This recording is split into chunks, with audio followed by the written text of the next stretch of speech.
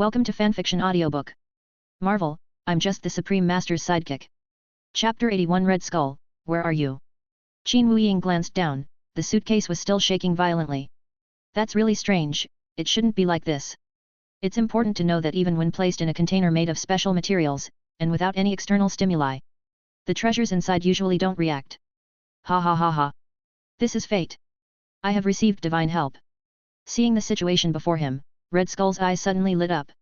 The reason, if you ask me, is simply because the items in the suitcase were things he had painstakingly found. The cosmic cube. Qin Wuying also realized what was happening at this moment. The thing inside is the tesseract, which was stolen by Red Skull. No wonder I felt such a strong sense of resonance. At first, I thought there was something wrong with the material of the suitcase, but it turns out it was because of the contents inside. As time ticked by, the suitcase's shaking reached its limit. Click bang. The fragile container exploded instantly, and the cosmic cube flew out of it. The artifact containing the space stone radiated a light that possessed a touch of divinity. Witnessing this scene, the Red Skull couldn't help but kneel down, believing that the Rubik's Cube had come for him. Red Skull has collected legends and myths from all over the world. He firmly believed that he was the chosen one, destined to rule the entire earth. What's wrong? What do you want to do? Qin Wuying, meanwhile, was sensing the message that the cosmic demon was sending him. The Rubik's Cube flickered faintly, as if it were slowly responding. Qin Wuying couldn't help but reach out a hand, wanting to touch the surface of the cosmic cube. We were born as one. Qin Wuying muttered to himself. This infuriated Red Skull, who was watching from the sidelines. He angrily stretched out his hand towards the tesseract. Come to me. I am the chosen one of the gods. The abrupt voice interrupted the connection between the cosmic cube and Qin Wuying. Surprisingly, the Rubik's Cube seems to have actually responded to the Red Skull's call. It slowly moved away from Qin Wuying and drifted towards the location of the Red Skull. Yes, that's it. Prove me. Prove I'm the chosen one. Red Skull excitedly opened his arms as if to hold the tesseract. The cube, emitting a blue glow, gently fell and landed steadily in the Red Skull's hand. Hiss. Ah. The moment he touched the Rubik's Cube, Red Skull's body suddenly began to convulse uncontrollably. It was like being subjected to continuous electrotherapy. I even became unconscious. The cosmic cube in his hands began to emit an increasingly powerful light. Call out. With a strange noise, the tesseract and the Red Skull both disappeared. The space stone has its own will, it can teleport anyone who touches it. Red Skull, where are you? The same applies to Red Skull, in a sense, he was indeed chosen. As for where he had gone, Qin Wuying had no clue. Poor guy, he can't even handle Captain America, yet he dares to dream of ruling the world. Qin Wuying shook his head and prepared to pick up his briefcase and leave the scene. However, he suddenly realized that he seemed to have forgotten something. Boom! The faint sound of explosions reached his ears from afar. Oh no, is it time? This fortress seems to be self-destructing from the bottom up. He quickly stuffed the briefcase left by Red Skull into his pocket, then activated his ability to teleport himself away. At this moment, on a path through a dense forest, Steve Rogers was leading a large group of men toward his own military camp. He rescued the vast majority of his comrades who had been arrested. Well done, Captain. Qin Wuying teleported to Steve's side and caught up with the team. Sir, you're back. By the way, who exactly are you? After witnessing Qin Wuying's various abilities, Steve developed serious doubts. In particular, the exposure of Red Skull's identity led Steve to believe that there might never have been just one or two super soldiers. Don't worry, at least it's different from yours. I'll tell you next time we meet. Qin Wuying patted Steve on the shoulder, looking relaxed. I just finished a fairly tense battle, and now I can finally relax. Under Steve's command, the soldiers advanced in an orderly manner. Look. Come quick. They're back. What? There. It's real. Get up. At dawn, the soldiers on duty in the camp saw them from afar and shouted loudly. The news that Steve had rescued the captured soldiers spread throughout the entire military camp in an instant. I knew you could do it. Carter rushed forward to greet them and once again straightened Steve's collar with his hand. Also, thank you. Without your help, this wouldn't have been possible. After exchanging a few words with Steve, Carter made a point of shaking hands with Qin Wuying, who was standing next to him. Now, the entire team is immersed in the immense joy of surviving. The group surrounded Steve Rogers and his returning comrades. Upon seeing this, Bucky in the group immediately raised his arm and roared, "Cheer for Captain America! Oh! Long live Captain America!" The crowd erupted in cheers, a sign of their approval of Steve Rogers. Before this, he was merely a mascot, an ironic figure. After that, he became a true warrior, a true Captain America. Seeing that the time was right, Qin Wuying quietly hid to the side and teleported back to New York City. Now, there's one last thing that needs to be confirmed. Not long after, Qin Wuying saw a news item in the newspaper. Captain America, Steve Rogers, leads a task force in raids on a series of enemy fortresses and bases. The task force achieved a series of victories and yielded fruitful results. However, a serious accident occurred on the way to Klossburg. Bucky from the task force fell to his death from a cliff. Steve Rogers, in order to prevent the use of weapons of mass destruction, resolutely, they crashed into the polar glaciers together with the Hydra fighter jets. Sir? Sir, you haven't paid yet. The little boy selling newspapers tugged at Qin Wuying's sleeve, bringing him back to his senses. This is the newsboy who was with him when he first arrived here. Oh, good boy, here you go. Qin Wuying pulled out a few more banknotes. Anyway, he won't need the money for the time being. Watching the newsboy skip and hop away, he felt genuinely happy. The bug where Captain America disappears shouldn't happen anymore, right? Qin Wuying touched the teleportation anchor point on the street lamp post. Okay, let me confirm. Chapter 82. Sorry, I and number 039, am an expert. Hey! What's going on here? Qin Wuying opened her eyes again and found herself sitting in the cockpit of an airplane. Fortunately, the plane was not in flight, but was simply parked properly in the hangar. Otherwise, the consequences would be unimaginable. But where exactly is this place? Qin Wuying looked around but didn't see any signs. He opened the cockpit's glass canopy and jumped out. This hangar is clearly a privately owned one, it doesn't house military or passenger planes. 2 or 3 small planes, a helicopter, and several expensive vehicles. Judging from the vehicle's model, Qin Wuying realized that the era he had been transported to was once again after a great war. Tap tap tap tap tap.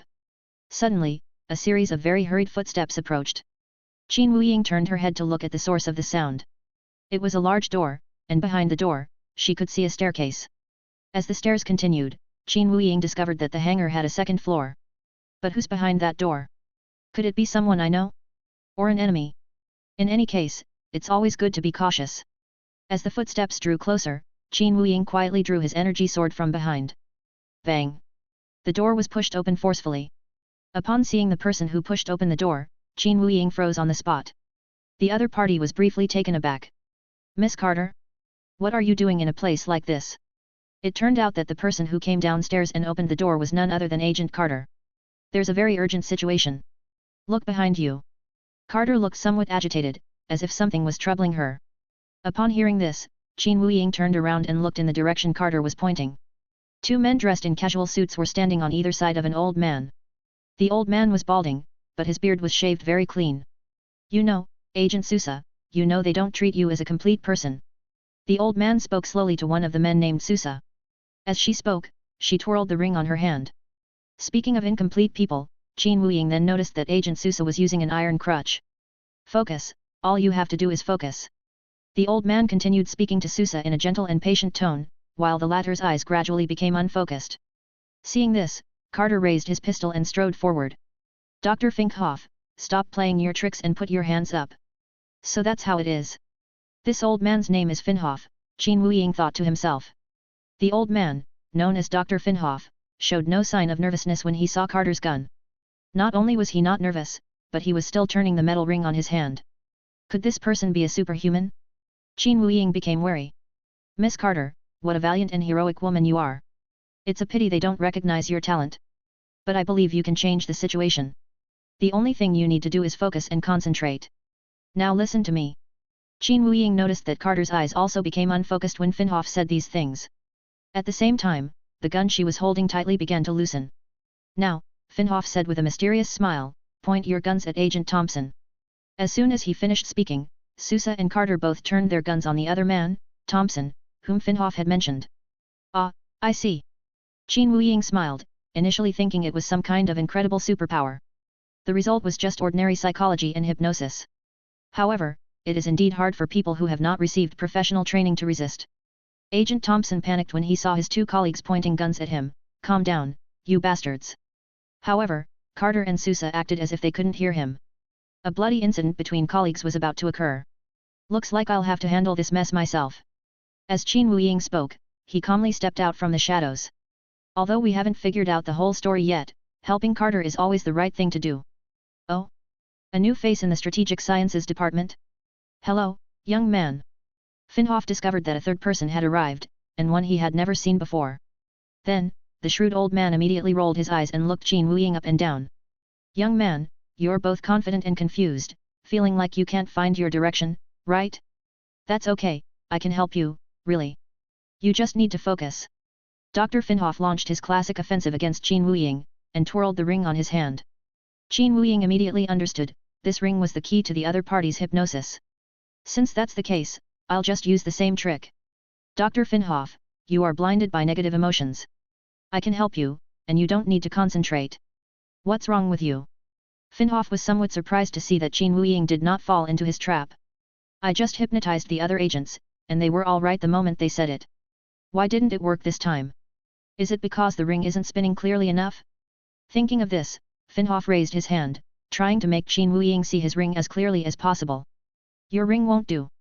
Actually, I have one too. As he spoke, Qin Wuying stretched out his hand, and the ring on it sparkled. This is one of the 10 commandments that has the power to influence the mind. These are genuine, real superpowers, not something that can be faked using hypnosis. The moment Qin Wuying made his move, Sousa and Carter returned to normal. At the same time, Finhoff's eyes became clear and foolish. I'm sorry, but when it comes to mental strength, I'm an expert. Qin Wuying pointed to his temple and smiled. All right, old man, now raise your hands and let Agent Carter take you back obediently. Finhoff nodded and obediently raised his hands. Wow, you're something else. I didn't know you had such a dangerous move. Don't worry, Miss Carter, I wouldn't use that trick on my own people. Qin Wuying responded to Carter cheerfully. However, Carter's furrowed brows had not yet relaxed, which indicated that the matter was not completely over. Sousa, Thompson, take Dr. Finhoff back. After some time apart, she seemed to be the head of the Strategic Science Department. As for Qin, she turned her head, you come with me to the radio station. What are you doing? Qin Wuying was a little confused. Howard has been taken control of by Finhoff and is now flying towards the city center with a poison gas bomb. After saying that, Katra grabbed Qin Wuying's arm and rushed upstairs. Chapter 83 Dawn and number 039, Be afraid, Howard. Carter pushed open the slightly ajar door. Inside the room was a large table with wireless equipment on it. There are 2 microphones in total. According to Carter, one of them was connected to Jarvis's plane, and the other was connected to Howard's plane. What if Howard hadn't returned in time? Watching Carter repeatedly call Howard Stark's name over the radio, Qin Wuying couldn't help but ask. I'll have Jarvis shoot him down. Carter's voice was filled with reluctance and hesitation, it was clear that this was the last option after all other choices had been made. Qin Wuying watched from the side, and began to make plans in his mind. Howard, can you hear me? Peggy? Great, you're here too. I'll find him soon. Listen, that's not real, it's just an illusion Dr. Finhoff is showing you. What are you talking about? We're bringing Captain America home. On the other end, Howard's response seemed dazed, as if his spirit had left his body. While all of this was Finhoff's scheme, it was also rooted in Howard's deep-seated guilt and fear. His invincible mind brought him much, but it also cost him dearly. Moreover, even a genius like him couldn't find and rescue Steve Rogers in that accident. Howard, you have to listen to me, okay, Howard? Carter still didn't give up, repeatedly calling out the other person's name in the communications, trying to wake them up. Howard, however, was almost oblivious, unable to extricate himself from the illusion of searching for Captain America. When Carter mentioned that he was about to fly into the city, which would be very dangerous. In Howard Stark's eyes, however, lay the desolate, boundless glaciers of the Arctic. Peggy, he's very close to the city. I may have to open fire. Just then, Jarvis's voice came through the radio, and you could tell he was trembling all over. After all, asking him to do something to hurt Howard would be a huge challenge for him. No. Carter refused firmly. Don't fire without my order. Now, the once calm and decisive female agent is shedding tears incessantly. She had already lost Steve and didn't want to lose her dear friend Howard Stark as well. How about trying to pinpoint the root of his problem? After listening for 2 minutes, Qin Wuying offered his opinion to Carter. Since Finhoff's hypnosis primarily works by promising to help the other person resolve their psychological problems. So if we start from this point, it should be a little easier. Carter looked at Qin Wuying with teary eyes and nodded. In fact, Steve Rogers was not only Howard's unresolved issue, but also her deepest pain. Howard, that wasn't your fault. It was Steve's own choice. He's gone. He's gone from us. What did you say? Peggy, but I'm about to find him. I know you love him, and I love him too, but he's gone, and you and I both know that. There was a silence that lasted for more than 10 seconds on the other end of the radio. Peggy? Is that you? Can you hear me? After a moment of silence, Howard's clear and calm voice rang out. Carter finally breathed a sigh of relief. It's me. How are you? Can you turn around right away? Oh no. We're too close to the city center building, it's too late. We're about to crash. What? The heart that had just settled down was now hanging in suspense again. I finally escaped the mind control, so I absolutely don't want this kind of terrible ending. Quickly, read out your coordinates. Qin Wuying shouted loudly, then focused all his attention and listened intently. The next second, Carter was all alone. Howard, who was using all his strength to steer the plane, saw a flying figure appear in front of the plane. Release the lever, and you better hold on tight. Qin Wuying shouted at Howard. Immediately afterwards, an enormous portal opened. The plane flew straight into the portal. A sudden, violent deceleration and shaking caused the plane to bounce violently. When Howard opened his eyes again, the plane he was piloting had come to a steady stop in the original hangar. Qin Wuying sat on the ground not far away, covered in sweat. He had just used a large amount of magical energy to stop the plane, which was traveling at extremely high speed. Howard. Oh, thank God. Carter rushed out of the stairwell door and hugged Howard Stark tightly as he climbed off the plane. A short while later, Jarvis also flew back here. The three friends reunited and celebrated their survival. I really don't know how to thank you. Carter walked towards Qin Wuying and gave her a gentle hug. The question of Steve being forgotten disappeared shortly after you left. Hearing this, Qin Wuying breathed a sigh of relief, which meant that her previous efforts had not been in vain. Actually, when he heard that Howard also remembered Steve Rogers and Captain America, he guessed it. Besides, I also remembered that I have indeed seen you before. Carter smiled and continued, it's at that restaurant. But I'm sorry to have you pay the bill in the end. It's all right, you should be the one to treat me, Qin Wuying replied with a smile. So far, the issue of Captain America's timeline being out of order has been largely resolved. A few days later, Qin Wuying arrived at a high-level prison. He heard that Dr. Finhoff, who was fond of mind control, was placed in this prison. Sir, welcome to this inspection. This is Finhoff's cell.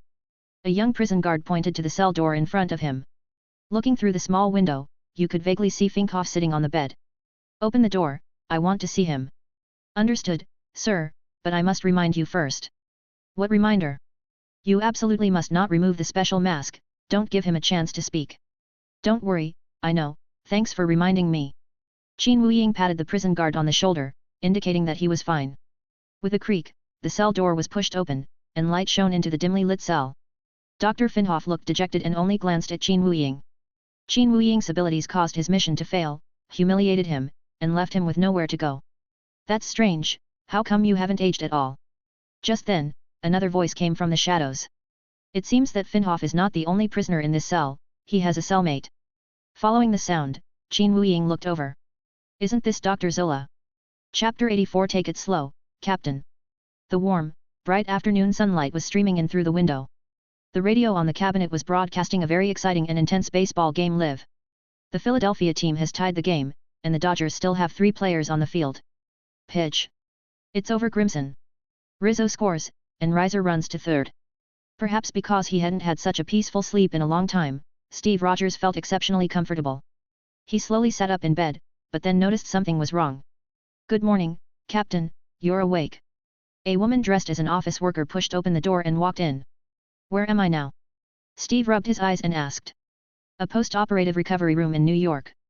The woman had a smile on her face, making it impossible to read her thoughts. Just then, the radio crackled to life, the Dodgers are leading 8-4. The live score broadcast made Steve frown slightly. The strange feeling in my heart intensified. Where am I right now? Steve asked seriously. In New York. No, Steve decisively interrupted the woman. I watched that game live. The air instantly fell into a deep silence and awkwardness. The smile on the woman's face vanished instantly, replaced by an expression of surprise and fear. I'll ask you one more time, where am I? Steve Rogers stood up alertly and stepped forward. If this is not a place he is familiar with, then it is very likely an enemy stronghold. Otherwise, why would they keep it from me? The woman didn't answer, but silently pressed the button in her hand. The door behind her opened again, and 2 fully armed agents walked out. That should make Steve obediently comply, right? Bang! Bang!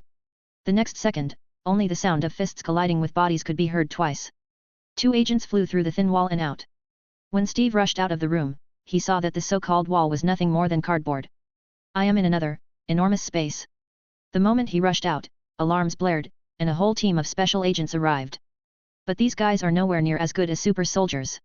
In no time at all, they were all taken down by Steve Rogers. Hey! Captain! Calm down, okay? I can explain everything. Seeing that the situation was at risk of getting completely out of control, Nick Fury quickly appeared, trying to persuade Steve not to act impulsively. Steve looked at Fury, who was dressed in a fine coat and holding a gun, with a look of confusion in his eyes. And who are you? A Hydra lackey?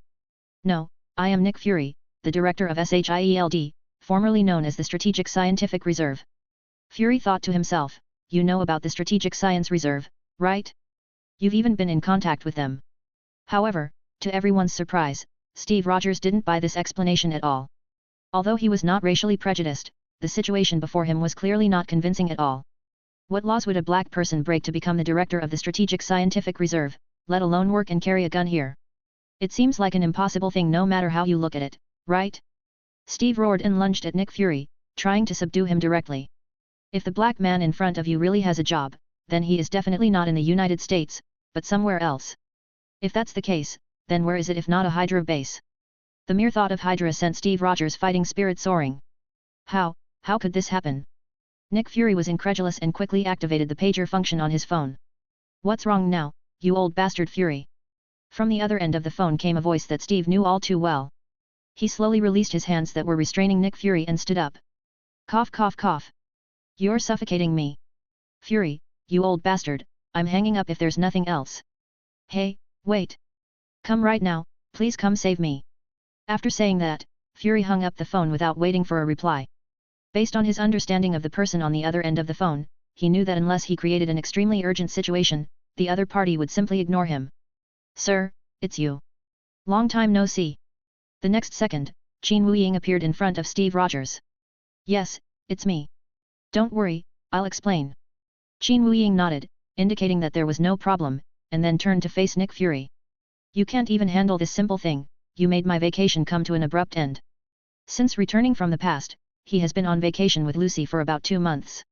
But who would complain about a long holiday? Sigh, if I could, I'd wish I could be on vacation forever. Qin Wuying sighed, his dissatisfaction with Fury evident in his expression. And needless to say, he knew exactly where the problem lay, he'd seen the movie. Seriously, are your people idiots? Why would you play a game that Steve watched live? How did you know? Fury asked, looking surprised. As more and more people made such precognitive claims, Fury became increasingly convinced that Qin Wuying possessed mind-reading abilities. Qin Wuying rolled her eyes at Fury and didn't want to talk to him. After exchanging pleasantries with Steve Rogers, Qin Wuying briefly explained the current situation. You mean I've been asleep for decades? Yes, that's about it. Oh no. I have an appointment to go to. Steve's expression betrayed his disappointment. Although he had survived, he hadn't been able to be with Carter. Wait, I have a question that I'm very curious about, Steve suddenly said, staring at Qin Wuying's face. What are you doing? Since so many years have passed, how come you haven't aged at all, sir? Oh no, it's that problem again. After Dr. Zola saw him before, the latter went crazy and demanded the secret of immortality from him. Now Steve has the same question. Well, that's true. After all, decades have passed, it's impossible for someone's appearance to remain unchanged. I'm a mage, so naturally I have some little secrets. Qin Wuying decided not to reveal his time travel for the time being. Although Steve's curiosity was not quelled, he nodded and did not ask any further questions. Steve trusted Qin Wuying completely, and he had his reasons for believing in him. After Captain America accepted the fact that he had been asleep for decades, Qin Wuying led him out of the closed room. After taking a deep breath, Steve took the first step into a new era. It is surrounded by skyscrapers and giant electronic screens. The noise of cars and people filled Steve's ears. The dazzling streets, colorful lights, and goods captivated Steve's eyes. It's all right, Captain, you can take your time. Qin Wuying patted Steve on the shoulder. However, as superheroes appeared one by one, Qin Wuying knew very well. There isn't much time left to take it slow. Chapter 85. Is there really no one who can lift it? This is an extremely desolate Gobi desert, where you can hardly see any people at all. But now, a large number of people are gathered around a large pit in the desert, creating a lively scene. Hey! Is it all tied up? I'm about to start. The old man wearing sunglasses stuck his head out of the car window and shouted back. He specially drove his SUV over today. Several young people traveling together tied one end of a rope to the car and the other end to the ditch. All right, old man, step on the gas. One of the young men gave an okay sign and waved to the old man. Vroom. Vroom. The tires rubbed violently against the ground, making a loud noise. The off-road vehicle, which can normally carry all kinds of heavy loads, was unable to move an inch. How is it? Does it work? The old man chuckled and stuck his head out of the car window again. However, all he received in response were shakes of the head and denials from the crowd. People like the old man who come here to try their luck are definitely not a minority. In fact, many young people and so-called strongmen have come here in the past few days. But no one has been able to succeed. Pull out the hammer that was deeply embedded in the earth. By the way, have you guys ever tried using a 100-ton supertanker? Standing side by side with Agent Coulson on the crater, Qin Wuying asked jokingly. Shortly after resolving Captain America's problem, he received an urgent call from Coulson. One night, a storm raged. Then, on a clear day the next day, people discovered a mysterious large pit. There was a raised section inside the pit, and a hammer-like object was stuck in it. It is said that the first person to find the hammer spent several tens of minutes trying to pull it out without success. More and more people came to challenge it, which alarmed SHIELD. That led to Agent Coulson's phone call to Qin Wuying. What is a 100-ton king? It's probably just a waste of effort. Coulson shook his head and answered Qin Wuying's joke seriously. Privately, SHIELD had tried, but even with a super-powerful energy vehicle, they couldn't budge the hammer an inch. Qin Wuying knew, of course, that was impossible. After all, this is a hammer bearing the command of Odin, the Allfather. Of course, it's impossible for an ordinary person to pick it up. With so many people, it's inconvenient to conduct research. Why not evacuate them? Looking at the crowd eagerly trying and competing, Qin Wuying frowned. Thor's hammer was dangerous for ordinary people. Unexpectedly, Agent Coulson smiled helplessly. We've tried, but these people won't listen to us. They say this place is near their homes and it's not under anyone else's jurisdiction. Tell me, is this a toy? Qin Wuying drew the gun from Coulson's waist, pointed at it, and asked in great surprise. Deputy Director Qin, we can't fire on civilians. Bang! Bang bang bang! Before Coulson could finish speaking, Qin Wuying fired 4 shots into the air, immediately drawing everyone's attention. Homeland Strategic Defense, Attack and Logistics Agency, if you know what's good for you, get out of here, or we'll shoot you dead on the spot. Startled by the sudden gunfire, many people remained frozen in place. Bang! Another gunshot rang out. Didn't you hear me? Get out of here! The young men, who had been so aggressive and dismissive of Agent Coulson just moments before, scattered like birds. The deputy director has real guts, daring to fire a shot like that. All right, stop flattering me. Get someone to fence off this place and set up a temporary base. Okay, I'll take care of it right away. Agent Coulson took his pistol back from Qin Wuying and then quickly left. Soon after, a large number of SHIELD personnel arrived at the scene and began to work busily. Qin Wuying nodded in satisfaction. Since he joined SHIELD, everyone's work efficiency has improved a lot. Young man, what exactly happened here? Just then, someone patted Qin Wuying on the back, and he turned around. It turns out that it was the sprightly old man who initially tried to pull Thor's hammer with an off-road vehicle. Her hair was grey, but she had a good amount of hair, and she deliberately styled it in a rather fancy way. Behind his signature sunglasses, one could vaguely see a pair of intelligent eyes. The well-fitting shirt and suit trousers made the old man appear even more elegant. Wow! Aren't you Stan Lee? Qin Wuying finally recognized him. The old man in front of him was the creator of the Marvel Universe. SHH. Child, I don't understand what you're saying. I understand, stay mysterious and don't reveal your identity, right? Qin Wuying was still very excited to be facing Stan Lee. Anyway, young man, can I try that hammer? Okay. Qin Wuying glanced back into the crater and quickly waved his hand, signaling the agents to make way for Stan Lee. Where did this old man come from? Agent Coulson stopped what he was doing and walked over to Qin Wuying. Never mind him, he's someone with connections. Qin Wuying summed it up in one sentence, and Coulson had no choice but to stop asking questions. Stan Lee walked steadily toward Thor's hammer. The agents around him all looked at him with surprise. My god, this old guy looks like an antique from 2 centuries ago. I bet $10 that he'll break his bones the instant he pulls the hammer. I'm not betting with you, the other option has absolutely no chance of winning. Before they arrived, they had heard all sorts of stories about this hammer. No one would believe that an elderly man who looks to be in his 80s or 90s could be stronger than a young, strong man. Stan Lee took a deep breath and rolled up his sleeves. He then gripped the handle of Thor's hammer with both hands and tightened his grip. If something happens to him, should we pay for his medical expenses up front? Agent Carlson glanced at Qin Wuying and couldn't help but ask this question. The fracture was actually healed, but Carlson was really afraid that the old man would exert too much force and fall backward, killing himself. Hey! Hey! Hey! Stan Lee put all his strength into it, shouting as he pulled the hammer with all his might. No, no, I'm too old. Sure enough, after a few seconds, he announced that he was giving up and slowly walked out of the pit.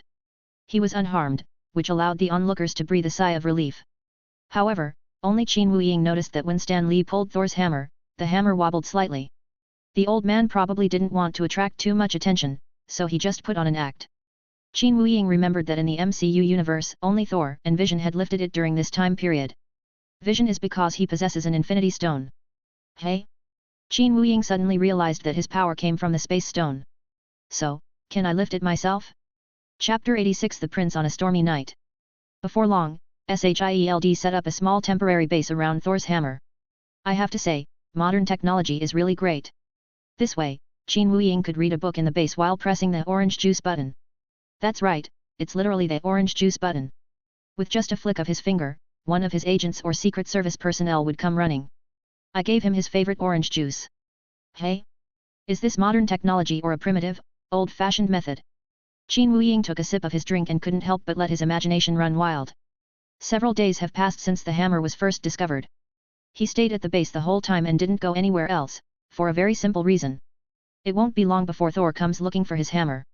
Qin Wuying will only need to monitor the entire process from here to prevent any unnecessary complications. The disappearance of Captain America from history had a significant impact. However, this time, Qin Wuying had confirmed beforehand that Thor's existence was normal and that he was indeed on Earth. Carlson, has the person I asked you to contact replied? Sir, we just received a message saying that the target is on its way here. Very well, let's wait and see. Carlson's target was none other than Thor. The person who asked you to contact that Qin Wuying mentioned was the famous scholar Jane Foster. A few days ago, he called Jane first. When the other party first heard about my official identity, they were very unwilling to cooperate. However, under Qin Wuying's lavish praise and acclaim for Jian's work, Jane easily gave in and decided to tell Qin Wuying everything she knew. This includes the incident where she found Thor, who fell from the sky, during her research. To simplify the process, Qin Wuying simply told Jane that he had what Thor wanted. Upon learning the whereabouts of Thor's hammer, Thor naturally ran for his life. So far, everything is proceeding according to Qin Wuying's plan. What happened? Did you finish it so quickly? While recalling the details of their previous conversation, Qin Wuying pressed the orange juice button again. A moment later, Carlson walked in from outside. Sir, what should we do tonight? Are we just going to do nothing? Yes, you don't need to do anything, just let him in. But what if that hammer gets stolen? Impossible, Qin Wuying replied decisively. If we concern ourselves with it, we'll only cause unnecessary casualties. Seeing that Qin Wuying insisted on his original opinion, Carlson said nothing more.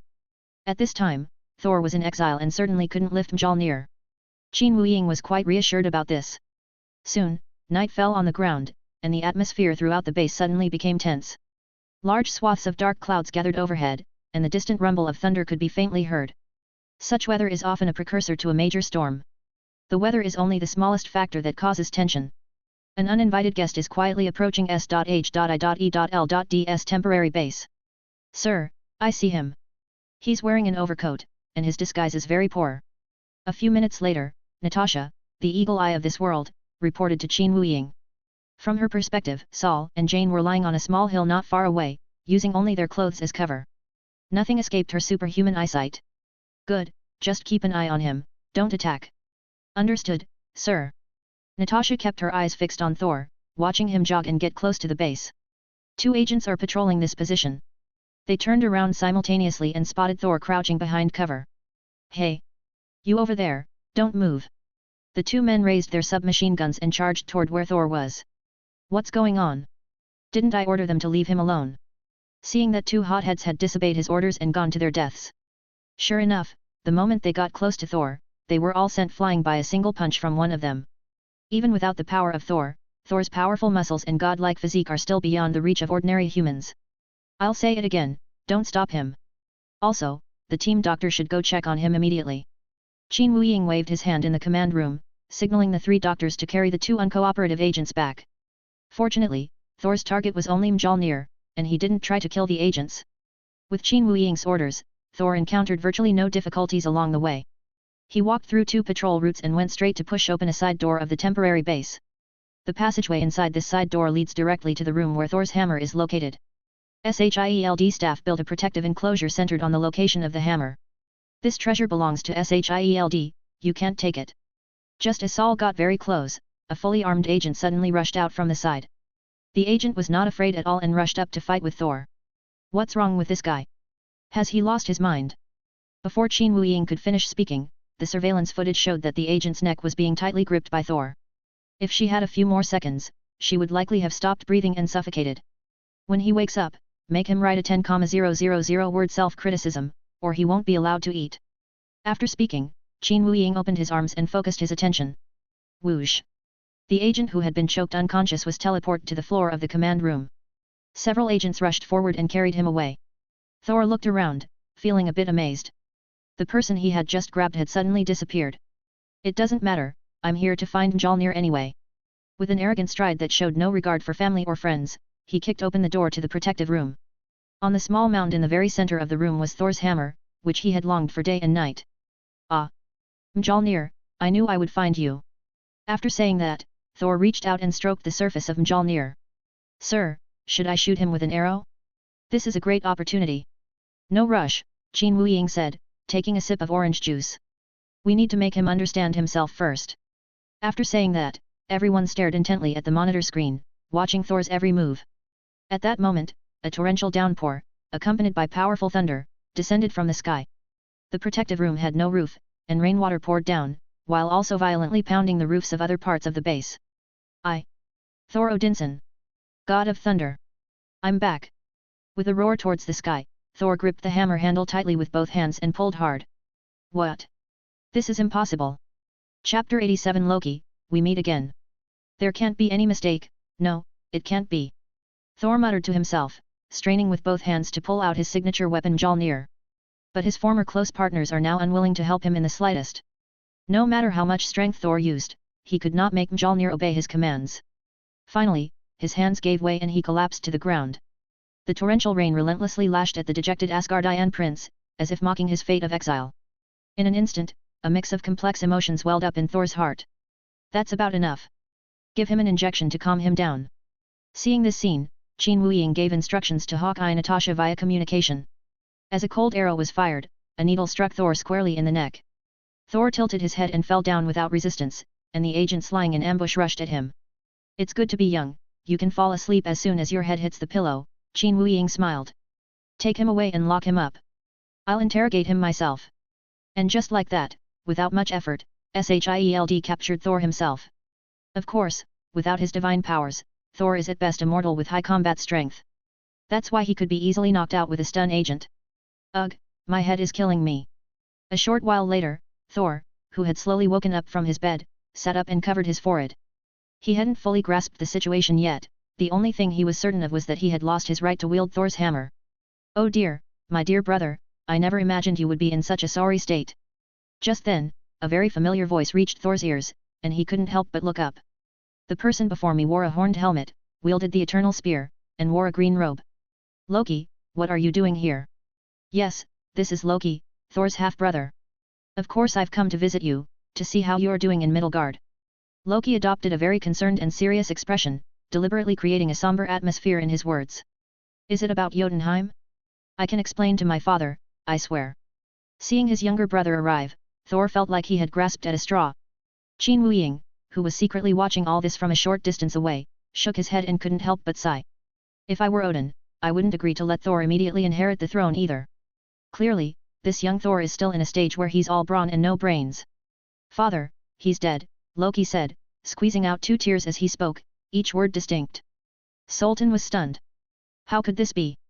Odin, the father of the gods and king of kings, just died like that. The matter concerning you, and the threat of war, overwhelmed his aging body. Can I go back now? I'm afraid that won't work. The truce agreement with Jotunheim includes your permanent exile. Loki brandished the Spear of Eternity in his hand, demonstrating his authority as king of Asgard.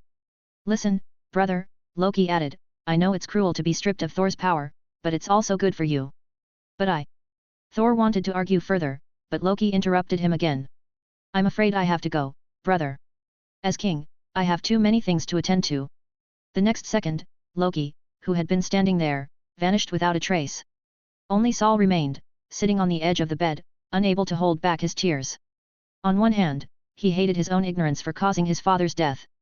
On the other hand, he was also saddened, knowing that from now on he would probably only be able to live as an ordinary person.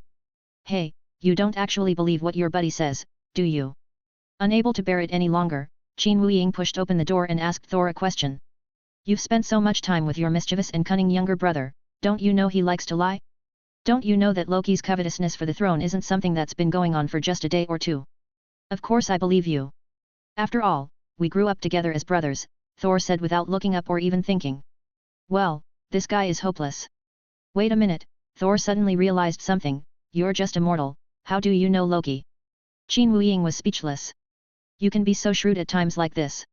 As the second most powerful mage on Earth, it's perfectly normal for me to know about the existence of Asgard. What kind of sorcerer? Never heard of him. You're still young, and there are many things you haven't seen yet. After a brief conversation, Qin Wuying left the room where Thor was being held. Now, all the prerequisites for Saul to change his ways and start anew have been met. First, having lost the power of Thor, he began to reflect on himself. Second, after being tricked by Loki, he rallied to discipline his brother. Third, with the help of friends on Earth and in Asgard, they can rediscover themselves. Speaking of friends on Earth, Qin Wuying raised his wrist and looked at his watch. Why hasn't Dr. Erik Selvig arrived yet? He should have been here by now. Bang bang bang. Bang bang bang. A knock sounded at just the right moment, and Qin Wuying opened the main gate of the base. Sure enough, an older man with disheveled hair in the wind was standing outside. A friend of mine, who studies outer space, has become a bit obsessed. Dr. Selvig stammered as he began to recite the lines he had practiced many times. Qin Wuying smiled slightly at this. Dr. Selvig, I know you. You're here to take him back, aren't you? Hurry up. After saying that, Qin Wuying ordered several agents to bring Thor out and hand him over to Selvig. The latter stared wide-eyed, somewhat incredulous. He had always thought that violent official agencies like SHIELD were notoriously difficult to talk to. It's rather illogical that Qin Wuying would release the person so readily. What are you standing there for? Get up. We'll arrest you both in a minute. No, sir, we'll leave now. After saying that, Selvig gave Saul a serious hug, pretending it was a meeting between colleagues. If nothing unexpected happens, we'll just have to wait for the destroyer to descend upon Earth. As Qin Wuying drank orange juice, she pondered her plans while feeling the rhythm of the Earth. Wait a minute. Why is the Earth moving on its own? Qin Wuying looked up and realized that the entire building was shaking violently. Immediately afterwards, a beam of seven-colored light descended from the sky, enveloping Qin Wuying. This is the Rainbow Bridge. The intense light blinded Qin Wuying. Chapter 88 Let and number 039, Save some trouble, God of Mischief. When Qin Wuying slowly opened her eyes, everything around her had changed. I was not in a temporary office, but in a very magnificent place. My favorite orange juice has also disappeared.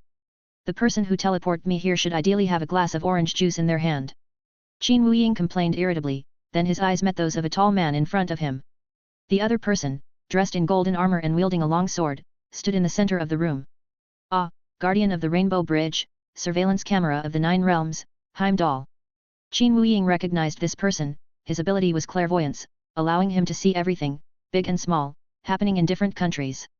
In ancient times, they would probably be the most powerful imperial guards under the Emperor's command. You know me? It doesn't matter. Loki wants to see you. This tone matched Qin Wuying's impression and imagination of Heimdall. Always dutiful and mature, he was a loyal subordinate and right-hand man of Odin and Thor. For now, however, he can only humbly serve the temporary king, Loki. Qin Wuying wanted to strike up a conversation to extract more information, but the other party seemed to have no intention of continuing the dialogue. Heimdall pointed behind him, and the door opened, from which two celestial soldiers emerged. They'll take you to see Loki. I don't want to talk to Loki's guests. Good heavens, so he thought he was on Loki's side. No wonder. Without further explanation, Qin Wuying obediently followed the two soldiers and left the area. Although he could make a mess of this place if he wanted to, it wouldn't do him any good. Throughout the journey, the place was decorated in a magnificent and opulent style, showcasing Asgard's wealth and power. The many unknown totems and murals add to the mystery. The solemn and dignified atmosphere inside the main hall also gave people a great sense of pressure. If it were an ordinary earthling, they would probably be so terrified at this point that they would have nothing to do but kneel down. But Qin Wuying remained standing, even as Loki sat high above him on his throne. "All right, my guest has arrived, you may all leave." Loki waved his hand casually, and all the other gods, soldiers and maids in the hall turned and left. "Now you've really had your fill of being a king," Qin Wuying thought to himself. Those who usually looked down on Loki now had to treat him with utmost respect and fear. This is exactly what Loki has always dreamed of. "What? You're not going to make me kneel down and talk to you?" Qin Wuying raised an eyebrow and said in a rather playful tone. He remembered that when Loki returned to Earth, the first thing he did was to make the Earthlings kneel before him. Unable to become the king of Asgard, he then tried to forcibly become the king of Midgard, the land of Middle-earth. "It's me, Qin Wuying. Look closely." "Hey? What's going on?" Hearing Loki call his name in this way, Qin Wuying was very curious and quickly looked up. "So, did you figure it out?" "No, you're too far away." Loki was somewhat speechless, so he got up from the throne and slowly walked down the rather long steps. Now, he is only 1 meter away from Qin Wuying. Qin Wuying squinted and examined it carefully. There's nothing wrong with it. However, Loki's eyes were very steady, but he also looked obviously tired. "So it was you. I haven't settled accounts with you yet." It seems that the god of stories temporarily possessed the original Loki here. Qin Wuying did not have any good feelings towards Loki, the god of stories. If he hadn't forcibly transported himself into an unknown universe, he didn't have to suffer so much, running around all day trying to correct the timeline. "Hey, what are you talking about?" Loki smiled slightly. "I gave you superpowers that everyone else dreams of." "I'd rather get a good night's sleep," Qin Wuying said with a sullen face. "You've made a great contribution to fixing the timeline, keep it up." "Is that all you wanted to say? Can I leave now?" Qin Wuying didn't want to hear any polite words from the other party, what he wanted were real benefits. "You have to understand, the job I'm doing involves risking my life. Do you think you can motivate yourself to work hard just by feeding yourself motivational quotes? That's simply impossible." Loki understood Qin Wuying's intentions, so he simply offered his reward directly. "What did you say? You promised to give me the box of Jotunheim." Upon hearing this, Qin Wuying immediately beamed with joy. "You should have told me sooner. As you complete the long main quest, you'll definitely get plenty of treasure chests at each stage." Next, Loki explained some more details to Qin Wuying. "However, there's something else I'd like to ask you." After agreeing on the terms of the exchange, Qin Wuying became serious again. "Oh? Is there something you don't understand? Was I using the correct method to fix the timeline?" "Why do you ask that?" "I've been fixing it according to the MCU universe's approach all along, but surprisingly, there hasn't been a single problem. Isn't it good that nothing went wrong?" "That's the problem," Qin Wuying said sternly, his brows furrowed. "Because this isn't the MCU universe at all, yet it can use the MCU universe's methods." Loki's face darkened upon hearing this. "That's not something you should be asking." After saying that, he turned around and began to slowly walk up the steps toward the throne of Asgard. "Stop right there. Answer my question." However, Loki ignored Qin Wuying's shouts and sat down on the throne. When he looked back at Qin Wuying sensed a completely different frivolous temperament. "Well, it seems the dumber one has taken control of the body." "Mortal, what are you saying? Kneel down." Qin Wuying gave a wry smile, this was truly to her liking. "Excuse my bluntness, Your Majesty, the King of the 9 Realms, you have already finished your conversation with me, and now I should be leaving." "How could that be? Didn't you just arrive?" Loki suddenly felt a headache and couldn't help but rub his forehead. "Didn't you ask me to go to Jotunheim to complete your mission?" Taking advantage of the situation, Qin Wuying pressed on, uttering another highly suggestive statement. Loki's headaches worsened, and he felt as if an extra memory had appeared in his brain. "All right, then you can have Heimdall take you there." With a headache so severe he couldn't pay attention to Qin Wuying, Loki waved his hand, signaling Qin Wuying to leave quickly. He had no idea why he had summoned an Earthling to his location out of the blue. Even more unbelievable was why he had assigned such a dangerous mission to someone outside of Asgard. "That's the situation. You can let me through now." On the other side, Qin Wuying smiled and reported his objective to Heimdall. Heimdall did not reply, but coldly twirled the great sword in his hand. Chapter 89, The Land of Frost. It's rare to find such an outstanding warrior as Heimdall, Qin Wuying thought. If only he could work under my supervision, I could save myself a lot of trouble. Whoosh! The rainbow bridge completed its activation process and violently sucked Qin Wuying in. Qin Wuying, who was not yet used to this violent teleportation method, felt dizzy. Within seconds, his feet were firmly planted on the ground again. To be honest, the rainbow bridge is quite advanced, no matter how far away it is, it only takes a few seconds. Qin Wuying would call the rainbow bridge the greatest creation of Asgard. Now he has a special fondness for everything related to space. Next, he looked around and found that this place was simply a dark version of Antarctica. The light from stars can barely penetrate the atmosphere, which results in frighteningly low ground temperatures. Everywhere you look, there are endless glaciers, the ice layer may be thousands of meters thick, and the ravines around you are bottomless. Before long, frost spread all over Qin Wuying's body, and he couldn't help but shiver. To prevent himself from losing body temperature, Qin Wuying used magic to coat himself with a protective layer. This way you can isolate yourself from the environment and avoid freezing into an icicle.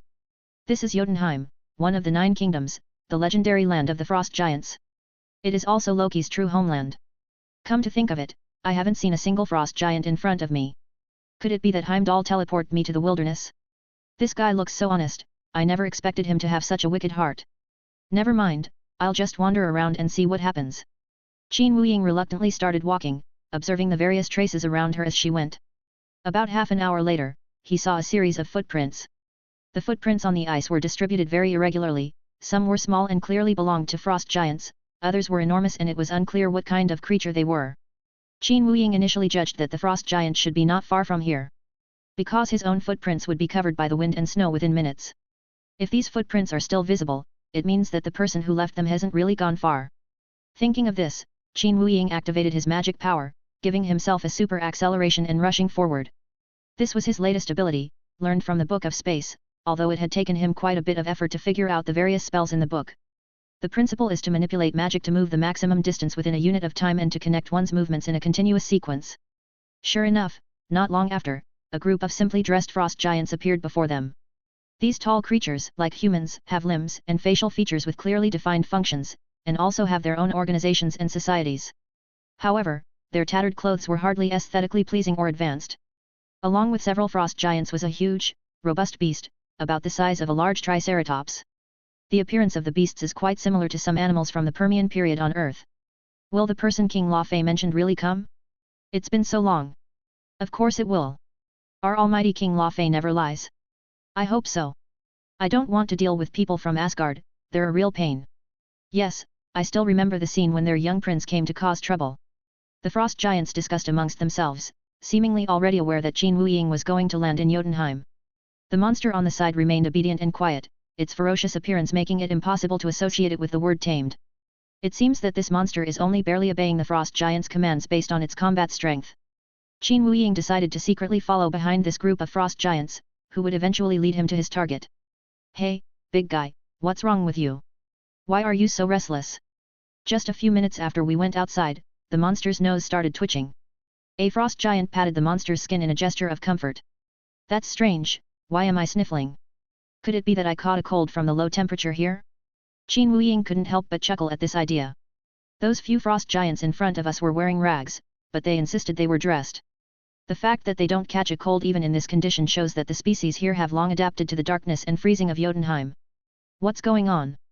What else could be connected to the nose? You said there's someone I don't know around here, The frost giant seems to be communicating with the monster. What? Qin Wuying was startled, he had forgotten about this. The monster's nose twitched, it must have smelled a stranger. I smelled Qin Wuying's scent. Qin Wuying secretly drew his energy sword, focusing intently on preparing for the impending encounter. Even though I deliberately kept a distance, I was still discovered? There was no other way but to kill you all to silence you. Hey everyone, you know all of us, stop messing around. Unexpectedly, the frost giant touched the monster's nose and then said this. The monster had no choice but to snort helplessly and continue forward with the group. Seeing how dazed they were, Qin Wuying thought for a moment and decided to let it go, putting away his weapons and continuing to remain hidden. Why don't we turn around and fight him? He might not be prepared to fight us at all. A young male frost giant, eager to try, asked one of his companions. Are you stupid? We can just pretend we didn't find him. He's from Asgard, you can try if you want to die. His companion had no intention of fighting, he only knew to lower his head and walk faster. The young male frost giant, having been dissuaded, had no choice but to follow his companion's instructions and pretend to be completely unaware of Qin Wuying's existence. In fact, Qin Wuying could hear their conversation clearly. It's good to have magic, I can hear the general idea even from this far away. Although not every word was clear, the overall meaning was still understandable. Why is it that I can understand all the languages in this world? So, I'm actually a user of all languages? Qin Wuying suddenly thought of this question and became curious. However, he didn't have much time to think, as a magnificent temple was right in front of him. It stands tall amidst massive icebergs, built against the mountainside. Mysterious runic energy slowly flows between the glacier and the temple pillars. An extremely chilling aura emanated from ahead, and deep darkness enveloped the area. That's enough, let's get out of here. One of the frost giants caught a glimpse of Qin Wuying following them out of the corner of his eye and spoke to the rest of the group. Qin Wuying ignored them and stepped into the temple. The chill instantly swept through my entire body. Chapter 90 La Fei, UN number 039, re nothing more than this. The people here are probably severely deficient in vitamin D, and their calcium absorption is also poor. Qin Wuying slowly walked into the main body of the temple, which was extremely dark inside, with almost no light able to penetrate. There were only some faint light sources, and it was unclear whether they were lamps or not. Your flippant remarks are an insult to the temple, boy. Looking up, one sees a throne in the very center of the main building, upon which sits a unique frost giant. Compared to the others who were barely clothed, this frost giant was wearing decent leather armor. Could the material of this leather armor also be from that monster we just saw? Qin Wuying examined it carefully for a few seconds before drawing his own conclusion. Only one frost giant can sit on the throne of the temple. King La Fei of Jotunheim, isn't that right? Qin Wuying blinked and calmly gave the name of the person who was not far away. And what about you? You little bug sent by Asgard? The moment the Bifrost was activated, I could smell your repulsive stench. La Fei's blood-red pupils stared at Qin Wuying, which was quite eerie. The dark and oppressive environment added to the terrifying atmosphere. Furthermore, in Jotunheim, the frost giants are incredibly powerful, and La Fei is now several times larger than Qin Wuying. If the other party stood up, it would probably be like a high wall. However, as the old saying goes, all fear stems from insufficient firepower. As long as you are strong enough, you will not be afraid of anything, no matter where you are or who you are facing. Therefore, Lao Fei's pretentious language was ineffective against Qin Wuying. I do not work for Asgard, I am a mage from Midgard. Midlegard? Ha ha ha ha. La Fei's smile was very strange, he would pause after each laugh before continuing to laugh. Ha ha ha ha. Ha ha ha ha ha ha ha ha ha. The frost giant guards standing around the temple, along with their king La Fei, let out a deep, resonant laugh. Despite the deep, resonant tone, one could still discern a strong sense of sarcasm within it. Midlegard, the habitat of tiny insects. You must have come to offer a sacrifice, right? After laughing, La Fei's expression returned to its fierce look. From the perspective of these races with superpowers, the Midgards, or Earthlings, are probably pitifully weak in combat. Offerings? You'd be more like offerings to me. Qin Wuying didn't back down at all, but instead retorted. Hey? I'll kill you. I'll kill you. Kill him. Kill him. Kill him. Before La Fei could speak, his guards all shouted. They really are a barbaric race, they come in shouting for war and killing without using their brains at all. Take it easy. I'm already being merciful by not killing you right away. Sitting on the throne, La Fei was clearly somewhat angered by Qin Wuying's indifferent attitude. The tiny people of Midgard didn't even take him seriously. After some probing, Qin Wuying had a pretty good understanding of the social structure of the frost giants. La Fei was considered exceptionally intelligent among the frost giants, serving as the most powerful brain of the entire race. As for the other frost giants, they were merely pawns for him to command and use. So, if we take down La Fei, the frost giants will be leaderless. What a pity, I originally wanted you to offer me the frost god box, but it turns out it's not in your possession. Qin Wuying turned a blind eye, feigning a very frivolous attitude. The surrounding frost giants were enraged and began shouting in waves. You dare to joke about our magic box? You're dead. Finally, La Fei could no longer sit still. He stood up and walked straight towards Qin Wuying. Losing a war is infuriating enough, but having the tribe's supreme artifact stolen is even more infuriating. Now, ordinary people are actually using this to joke with them. This can only be explained by the fact that the Midgard man in front of him has had enough of life and has come here to die. Just as La Fei was about to make a move, he suddenly seemed to remember something and hovered his hand in midair. What's wrong? You're so indecisive. It would be bad if you got ambushed. Qin Wuying asked with a smile, without a trace of fear in her eyes, and she hadn't even tried to dodge just now. No, that's not right. Tell me, why did you come from Asgard? Indeed, for Lao Fei, this is the crux of the matter. Ordinary people have no right to ride the Rainbow Bridge at will, unless... I've made a deal with Asgard, Qin Wuying said mysteriously. What kind of deal? They said that if I kill you, the Frost God box will be mine. Presumptuous. Lao Fei blurted out 2 words, then turned around and walked towards the throne. Frost giants, guarding from all directions and wielding weapons of various shapes, swarmed forward. They were physically strong, well-trained, and exceptionally capable. They were all outstanding individuals personally promoted by Lao Fei. That solid and powerful swing seemed capable of cleaving through the millennia-old glaciers here in an instant. Of course, the premise is that you can hit the target to have any effect. 2 loud bang sounds were heard. The guards accelerated at full speed, but passed right through Qin Wuying's body and collided with each other. The frost giants, who were not particularly bright to begin with, were now completely bewildered and had been thoroughly fooled. Yawn. I'm right here, do as you please. Qin Wuying looked around, then sat down cross-legged, facing Lao Fei. Let's go, everyone. Let's teach this little bug a lesson. Go. Whoosh. Whoosh. Whoosh. The guards yelled and grabbed their weapons, launching another attack. This time, they learned from their mistake and did not charge recklessly. Instead, they wielded their weapons from a distance. However, Qin Wuying was like a body without substance, no weapon could touch his body. Soon, the frost giants were panting heavily, while Qin Wuying remained calm and composed. Get out of here, you useless things, I'll take care of it. Seeing his subordinates' discomfiture, Lao Fei had no choice but to abandon his pride and leave his throne. Perhaps you know some magic, little bugs, but I am also a powerful wizard. As he spoke, Lao Fei muttered something, seemingly some kind of incantation. Immediately afterwards, a thunderclap boomed outside the temple, and the already dark sky became even more overcast. Numerous runes appeared on Lao Fei's face. The temperature has plummeted again, to an unbearable level. It's here. That's the king's most powerful magic, capable of manipulating the atmosphere.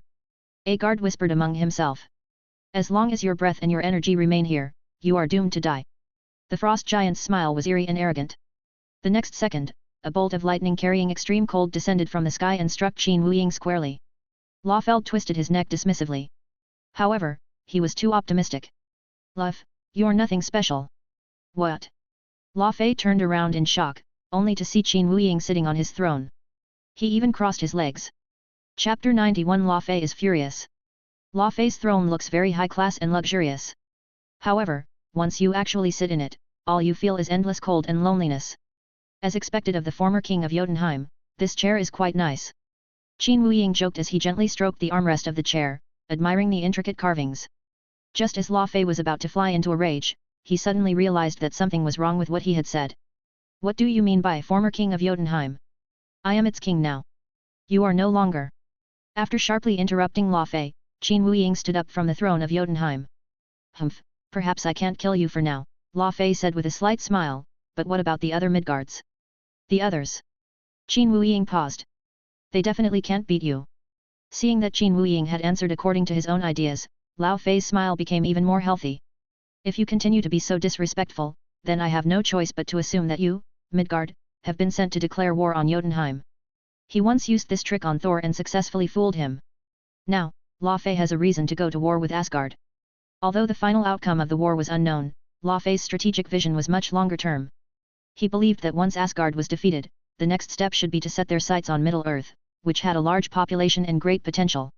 Oh dear, this is really bad, Qin Wuying shook his head. If war breaks out, won't the earth be devastated? Fine, then, do you want war? Lao Fei asked slyly. If Qin Wuying lowered his stance to avoid war, he would inevitably be unhappy. If war did break out, Earth's current fighting strength was slightly insufficient. So, is there a way to have the best of both worlds? Hey, believe it or not, there really is one. I don't want war, and I don't want to continue being polite with you. Qin Wuying immediately rejected the conditions that Lao Fei had previously stated. Then I can understand that you still don't respect us, which means you want war. Of course, Lao Fei, who holds the final say, will definitely use Qin Wuying's attitude to his advantage, so. I don't want war, so I have no choice but to deal with the culprits of war. A chill suddenly swept through the temple of Jotunheim, descending upon the heads of every frost giant. Arrogant.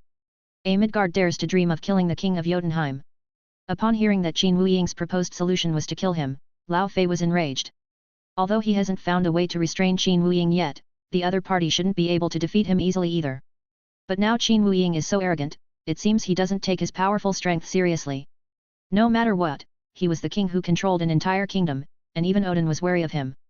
You're right, I do want to kill you, is that wrong? However, Qin Wuying continued to speak, challenging Lao Fei's psychological limits. As is well known, the frost giants are not very civilized, and the entire race is impulsive and easily angered. Lao Fei was no exception, although he was more intelligent than the average member of his tribe. Qin Wuying's goal was to drive Lao Fei into extreme anger and irrationality. You will pay the price for your words and actions. With a wave of his hands, Lao Fei caused the throne where Qin Wuying was located to shake violently, like a wild horse. Several thorny frost vines emerged from beneath the throne, gradually wrapping around Qin Wuying's body and binding him tightly.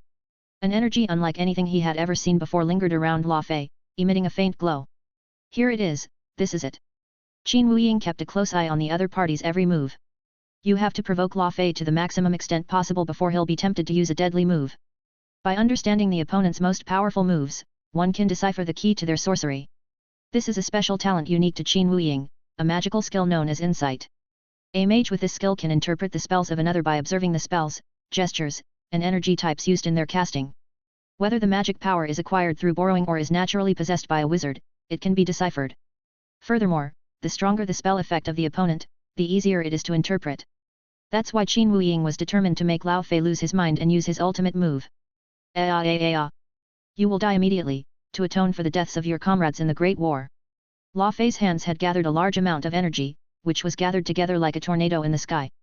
And within that small tornado, one could vaguely see thunder and lightning. Just then, an extremely cold sensation appeared, and Qin Wuying realized that his body was gradually freezing. Starting from the shoes, it spreads down the legs and then gradually moves upwards. If this continues, he'll be frozen solid in just a few minutes. Even though isolation spells had been applied to the body's surface, they seemed to have little effect and could not withstand Lao Fei's icy chill. He is, after all, a powerful wizard king, he certainly has the skill, Qin Wuying thought to himself. But he did not put up any resistance, and instead let the cold devour him. Roar! Roar! Roar! Roar! Roar! The frost giants regrouped, lining up neatly on either side of Lao Fei, and then raised their weapons high. The tips of those weapons immediately emitted a burst of energy, pointing directly at Lao Fei's broad back. Qin Wuying immediately understood that they were channeling more energy into the king to unleash his most powerful sorcery. However, now Qin Wuying's entire body, except for his eyeballs which can move, is frozen solid.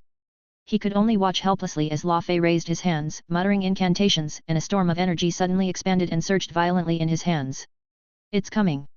The most powerful attack of the entire frost giant race. Boom boom boom! The ceiling of the Jotunheim temple receded, exposing Qin Wuying to the dark sky. He strained to look up and could see the energy in the air stirring restlessly. You can spend your days in hell repenting for your arrogance today. Ha! Lao Fei slammed his fist heavily onto the ground. Immediately afterwards, two incredibly powerful bolts of lightning descended from the sky. One of them contained a block of pitch-black ice, which contains special minerals. The other path is imbued with Lao Fei's magical energy. The former launched a physical attack, while the latter aimed to break through Qin Wuying's magical protective barrier. In just a few seconds, Qin Wuying understood the purpose of Lao Fei's attack. The other party has complete control over the weather in Jotunheim. Boom! Two bolts of lightning struck Qin Wuying's head simultaneously. Chapter 92 I and number 039, am getting my hands on that head. Two bolts of lightning struck Qin Wuying directly on the head. The moment they came into contact with the ice that was freezing Qin Wuying, they unleashed tremendous energy. Clearly, freezing Qin Wuying with frost vines wasn't just to immobilize him. It appears that the ice in Jotunheim can react with other elements. The condition for the combined reaction was precisely the powerful magic possessed by King Lao Fei. Witchcraft is the best catalyst for this reaction. The lightning collided with the ice, instantly unleashing a blinding flash of light and a shockwave. Even the sturdy frost giants present were no match for the onslaught and were all swept away from the temple. Lao Fei couldn't help but cover his eyes with one arm. To be honest, he rarely used witchcraft in his daily life, even during the war with the Asgardian gods. After all, the main advantage of the frost giants lies in their physical strength and durability. He used a killer move he hadn't used in a long time, and he was still somewhat unsure of himself. Qin Wuying's agonizing screams echoed from the energy-shrouded space. Lao Fei's lips curled into a smirk, it seemed he had succeeded. First, freeze the enemy into a giant block of ice, then unleash a powerful special lightning attack. The enemy will be reduced to ashes. Moreover, these two lightning bolts were infused with magical power, so there was no need to worry about the enemy using protective spells or anything like that. A second-rate mage like you ultimately relies on the power of others. I am the true master. The thought of how Qin Wuying suffered in the last few seconds before his death made Lao Fei unable to help but mock him. He had also heard of the mages of Midgard and knew that most mages relied on contracts to access the power of the gods. Soon after, the intense light and energy dissipated, leaving the scene in a mess. A burnt smell filled the air, the throne was shattered into pieces, with fragments scattered all over the ground. Frost giants lay scattered on the ground, having not been blown outside. Various weapons were scattered all over the ground, far away from their owners. Near the throne, one could vaguely see the black residue of burning a pile of ashes. Ha ha ha ha. Someone as arrogant as you deserves to end up like this. Lao Fei picked up the clump of ashes, held it in his hand, and laughed wildly in celebration. He was certain that these ashes were the only thing Qin Wuying had left in the world. Yes, perhaps my final fate will be nothing more than inorganic matter, but not now. Upon hearing this, Lao Fei turned around in shock. Qin Wuying stood there unharmed from head to toe. Impossible. Even the most sturdy throne was destroyed, you are merely a physical body. The current situation was beyond Lao Fei's comprehension. From a structural standpoint, the mere humans of Midgard are not as sturdy as his throne. From a magical perspective, the sorcery he infused was so powerful that it could destroy most of the world's defenses. Fine, I'll let you die knowing why, so you won't be confused. Qin Wuying smiled and spread out two bright blue magic circles with his hands, magic circles of spatial power. Seeing this, Lao Fei hurriedly activated the magic within his body, casting a protective spell on himself. Listen carefully, your witchcraft is used to control the energy in the weather, isn't it? So what if it is? What's it to you? It's very important, because I stole this witchcraft in just a few seconds. After speaking, the magic array in Qin Wuying's hand rapidly opened, accompanied by bursts of lightning and frost. What? You can use my abilities? Impossible. Lao Fei could no longer stand. He spread his arms wide, trying his best to feel the energy in Qin Wuying's hand. He wanted to claim the two unfolded magic arrays for himself. What does it mean to take something for oneself? Lao Fei thought to himself, that was clearly his own ability to begin with. However, no matter how he called out or exerted his strength, the magic array in Qin Wuying's hand did not move an inch. All right, now that you understand, you should go and die. Qin Wuying frowned and aimed the magic array's attack at Lao Fei's head. Then, starting from the very bottom of his calves, the king of the frost giants gradually began to freeze. Frozen? I'm an ice giant. Lao Fei struggled to break free, but found it was no use. Because it's not real ice, do you think I'm that stupid? Lao Fei looked down and observed carefully for a few seconds before realizing that all of these ices were made of pure energy. Wait, what are you trying to do? This fake ice won't achieve the same effect as mine. Of course not, I didn't want that kind of effect. What? Lao Fei encountered a situation he couldn't understand at all once again. All I need to do is freeze you in place, and then, in the instant of the lightning strike, I'll tear you into pieces. It sounds a bit bizarre, but Qin Wuying has killed so many people that he's gotten used to it. When he first came into this world, he hesitated, unwilling to harm any living being. But after learning about the crimes committed by some of his enemies, he felt that even if these people died hundreds of times, it wouldn't be enough. Qin Wuying closed his eyes and focused on channeling his energy. He could feel the storm in the atmosphere responding to his call. Bang! However, at that moment, a loud clanging of metal came from outside the temple. This interrupted Qin Wuying's spell casting. He turned around impatiently, only to find an uninvited guest had arrived. Lao Fei also raised his head and looked behind Qin Wuying. Suddenly, a robot with a height and long arms, made entirely of a special metal, came into view. Qin Wuying recognized the robot's identity at a glance: the Destroyer. Odin created this creature specifically to deal with the frost giants of Jotunheim. How did it end up here out of nowhere? Hey, excuse me for interrupting your battle. Loki, wielding the Spear of Eternity, leaped out from behind the Destroyer. What are you doing here? Lao Fei, who wasn't completely frozen, gritted his teeth. However, only I can take your life. Loki smiled sinisterly. When he was possessed by the god of stories, a memory that did not exist before was implanted into him. In that memory, it was he who sent Qin Wuying to cause trouble for Lao Fei. When he came to his senses, he realized that what he had done was a huge problem. If Qin Wuying kills Lao Fei, then I will lose the opportunity to prove myself by killing Lao Fei in front of my mother. To go further, he has one less thing to prove: he deserves to be the king of Asgard. Oh dear, is a patricide about to unfold here, Loki Rafferson? Qin Wuying spoke in a teasing tone, turning his gaze to Loki. What are you talking about? How did you know? Loki shook his head in despair. This was a secret he had never wanted anyone to know. Alright, Qin Wuying waved his hand, I'm taking this kill today. After saying that, he ignored Luo Fei and Loki's reactions and began casting spells on his own. Chapter 93 The Destroyer arrives. Look what you've done. How dare you ruin my plans. Loki's face turned green as he looked at Luo Fei's body, which had been dismembered into 8 pieces. His carefully planned scheme was completely ruined by Qin Wuying. The opportunity to make a good impression on the Empress Dowager was gone. To make matters worse, Heimdall just told him that the warriors of Asgard have escaped to Midgard. You should know that those 4 people were all Thor's good friends, and were newcomers who were promoted with Thor's help. If they reach the mortal realm, they will surely find Thor and tell him the truth about Odin's slumber. In that case, Thor would inevitably return to Asgard to take revenge on him. No, I absolutely cannot let my brother, who is exceptionally strong, return and compete with me for the throne. I'll settle the score with you later, there are more important things to do right now. Loki shook Gungnir, the Spear of Eternity, in his hand, and the destroyer robot began to rumble and start operating. Immediately afterwards, Loki began to call out Heimdall's name. You're going to use the Rainbow Bridge to move this giant thing to Earth, right? Qin Wuying stared coldly at Loki in front of him and guessed his intentions in a second. After all, there was an identical operation in the MCU universe. Loki had no interest in getting entangled with Qin Wuying here, he was only focused on killing his brother. Whoosh! A rainbow-colored beam of light appeared from the distant horizon. Heimdall, summoned by Loki, opened the Bifrost and connected it to the location of the Temple of Jotunheim. I'm going first, you can stay here and enjoy the cold. Loki gave a wicked smile, raised the Spear of Eternity high, and fired a shot at Qin Wuying. Then a dazzling light enveloped him and the destroyer. Meanwhile, on the other side of Earth, Thor is unaware of his brother's plot. He is still living a leisurely, ordinary life with Jane Foster and Dr. Selvig. The tranquility was broken when several old friends came to visit. Sol, you must try this, its taste is unparalleled. Jane gently handed her a cup of coffee, which she had spent a lot of money to buy. Sol took it casually, and while admiring the charming sunshine, leaned back at the table and sipped his coffee.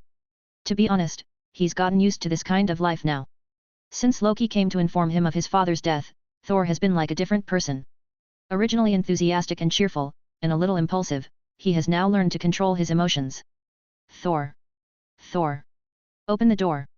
We've come for you! A few shouts broke the silence, and Thor couldn't help but look out the door, wondering who had disturbed him. Upon closer inspection, it became clear that these individuals were all dressed in Asgardian clothing. To an ordinary earthling, they would probably look like they came from a theater.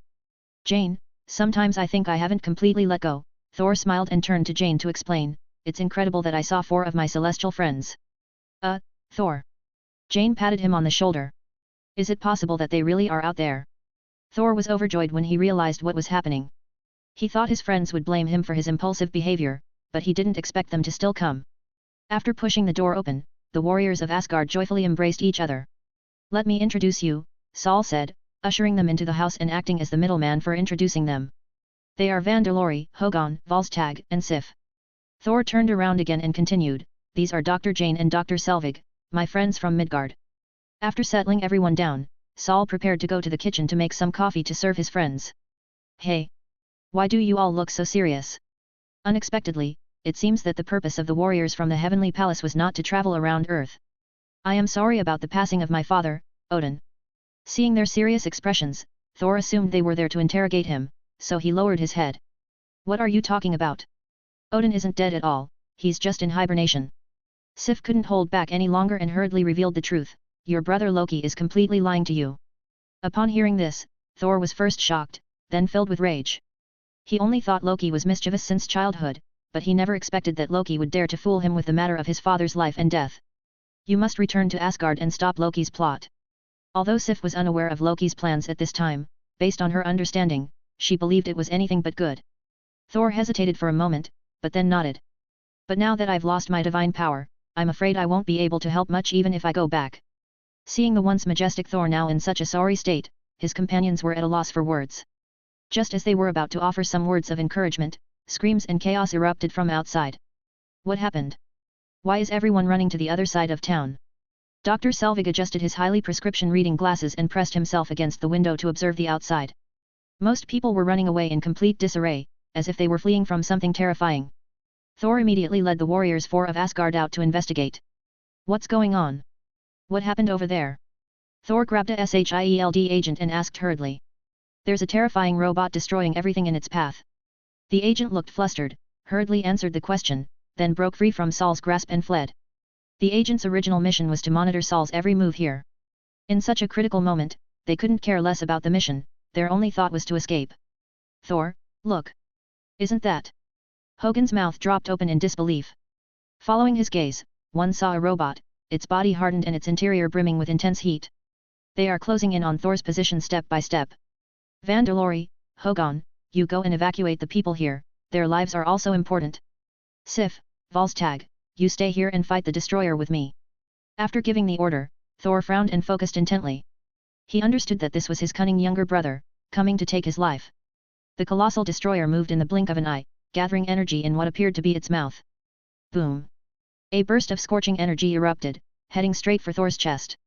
Having lost his divine powers, Thor instinctively turned his back. Don't stand there, get out of the way. However, the attack did not kill Thor, nor did it even touch him. Thor turned around and saw another tall robot blocking his way, with a familiar voice coming from inside. Chapter 94 I had no choice either. It's you? What are you doing here? And what is this? Saul asked two questions in a row. Just now, Qin Wuying, piloting the anti-mega machine, blocked a fatal blow aimed at Thor. Beep beep, warning. The AI on the mech sounded, external armor defense damage 60%. What? Qin Wuying stared at the control screen, his face filled with disbelief. The top-of-the-line armor that Tony Stark tailored for him was destroyed like this after just one shot from the destroyer. Anyway, you take your men and leave first, don't die here. Qin Wuying, controlling the mecha, waved to Thor, signaling him to leave quickly. Thor is a key figure in the Avengers, if he dies here, the game is over. Seeing that it had missed its target, the destroyer turned its attention to the anti-mega mech. If that can be called gaze. Come on, you bastard, I'm ready for the next attack. Qin Wuying adopted a defensive stance, concentrating his energy on his arms to enhance the performance of his armor. But the destroyer remained unmoved, seemingly standing there in a daze. What, it's you again? Shouldn't you be in Jotunheim? From the enormous robot came the voice of Loki's impotent rage. He clearly left Qin Wuying in the cold temple of the frost giants, so who is the person blocking his way? Oh, that. Qin Wuying scratched his head. I teleported into the Rainbow Bridge passage and returned to Earth. I even grabbed a meal while I was at it. Loki was furious, and in his palace, he violently struck the ground with the Spear of Eternity. The machine, named Destroyer, sensed the emotions of the temporary king of Asgard and became enraged as well. Created specifically to counter the frost giants, it is filled with high temperatures and flames. Even among the most elite warriors of the celestial realm, very few could defeat the destroyer alone. Looks like your metal shell won't last much longer. Just die here and don't bother me again. Following Loki's irritated voice, the destroyer once again gathered its energy, and raging flames shot up from its abdomen, coalescing into a ball. Qin Wuying controlled the anti-giant mech, his arms crossed, using all his energy to strengthen the armor. In the blink of an eye, a surge of intense energy collided violently with one of the most advanced armors on Earth. The blinding light and the shockwave from the explosion shattered the windows of the surrounding houses. Cars and even trucks located near them were overturned and scattered haphazardly in all directions. A thick plume of smoke billowed out, momentarily obscuring the battlefield and making it impossible to see what was happening. According to the smoke-free principle, the attacked party will definitely be unharmed. Cough cough cough, damn, that's kind of scary. Qin Wuying coughed as he rushed out of the thick smoke, his body covered in dust. The anti-mega mech had almost no ability to resist and was easily broken through by the flame energy beam. He dodged away the instant the attack was aimed at his face, and the next second the entire mech exploded from the inside out like a self-destruction. Without the protection of his mech, Qin Wuying now faces the destroyer, whose size difference is enormous. Just like when humans faced the frost giants. Moreover, the agility advantage of a small size cannot be utilized in the face of the destroyer. Its powerful metal armor can withstand most physical attacks, and even if a part of it is cut off, it can regenerate quickly. How come he's still not dead? This guy's a real pain. Loki, through the destroyer's vision, saw Qin Wuying, who had survived the explosion, and couldn't help but frown. Taking advantage of the moment when the other party was thinking, Qin Wuying drew his energy sword. Since a single ordinary attack cannot pose a threat, let's try attacking from multiple directions simultaneously. Qin Wuying placed one hand on her chest and held her breath. In an instant, more than a dozen clones split off from Qin Wuying's main body, each wielding an energy sword. Attack together! Qin Wuying and the others surrounded the destroyer and then charged together. From multiple different directions and positions, they plunged energy swords into the destroyer's body. Hot, magma-like liquid slowly flowed from those wounds, visually resembling the blood of a destroyer. So, it was finally a success? Buzzing. However, the destroyer emitted a sound of something operating. The dozen or so wounds immediately began to glow simultaneously. Not good. Qin Wuying realized the opponent's actions and was about to recall his clones. Whoosh. In an almost 360-degree range, the destroyer used the wound inflicted by the energy sword as a launch port. The scorching energy beam, at an extremely high temperature, instantly melted Qin Wuying's clones. All the damage suffered by these clones was reflected back onto the original body. Qin Wuying coughed up a mouthful of blood and couldn't help but squat down, clutching his aching chest. Even more incredibly, when he looked up the next second, the destroyer's armor quickly returned to its original state. Wasn't all my attacks just now wasted? No, we have to find a way. We absolutely cannot give the destroyer a chance to heal itself. Struggling to his feet, Qin Wuying gasped for breath, his eyes scanning several places in sequence. The destroyer's neck, the junction of the upper arm and torso, and the junction of the lower limbs and torso. That's right, he plans to use a portal to cut these places directly apart. Click. Click. Click. The destroyer, which was approaching Qin Wuying step by step, suddenly made strange sounds from its body. Now you're out of options, aren't you? Qin Wuying looked at the destroyer nervously. Click. Click. Click. The eerie, clock-like sounds continued. However, the anticipated fragmentation did not materialize. Ha ha ha ha, you think I didn't notice? I've already countered it with a reverse spell, you second-rate mage. Loki's arrogant tone echoed once again from the destroyer. In the MCU universe, Loki is a powerful but useless sorcerer who prefers melee combat. But in this world, the situation doesn't seem to be like that. The destroyer raised its giant hand and slapped it down. Qin Wuying activated teleportation, teleporting himself to a slightly safer distance. The pain in his chest grew stronger, the unsuccessful clone attack had cost him something. In terms of survival or escape, Qin Wuying had absolutely no problem. However, he has yet to come up with a suitable way to defeat the destroyer. Having overcome Qin Wuying's obstacle, the destroyer strode forward, burning buildings to ashes along the way. Damn it! Isn't there any way to stop it? As Qin Wuying watched the destroyer's retreating figure, he couldn't help but worry about Thor's situation. Chapter 95 The Final Rift Wave. No, we can't just leave that guy there. Before they had run very far, Thor called out to Sif, who was standing beside him. Isn't he wearing protective armor? He should be able to escape in time, right? Compared to Qin Wuying, a complete stranger, Sif was more concerned about Thor's life and safety. Thor has now lost the power of the god of thunder, and if he goes back to find Qin Wuying, something bad is very likely to happen. The thought of the destroyer's formidable combat power made Sif feel somewhat uneasy. No matter what, he's just an ordinary agent. Thor couldn't help but shout.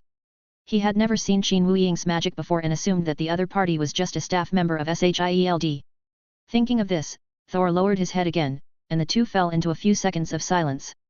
Listen, Saul, I know you care about him, but even if you go back now, there's nothing you can do. Sif tried to persuade Saul not to act impulsively and risk his life. After all, if something happens to Thor, then there will only be one legal heir to the Asgardian throne left. Loki Odinson. If this guy were to become the true ruler of the 9 realms, then we would be truly doomed. Aren't you right? Why aren't you saying anything? Seeing Thor standing there in a daze without reacting, Sif couldn't help but shake his shoulder. We must quickly regain our composure, continue our escape, and reunite with Vander Lorry and Hogon for further discussions. They believed that when Odin awoke from his slumber, he would surely make a just judgment. Loki will be punished, and Thor's power will return to him. Therefore, the first thing to do right now is to survive. No, that's not right, Thor finally spoke, but this short sentence startled Sif and Volstagg. If it were his father, would he stand by and watch ordinary Midgard people die?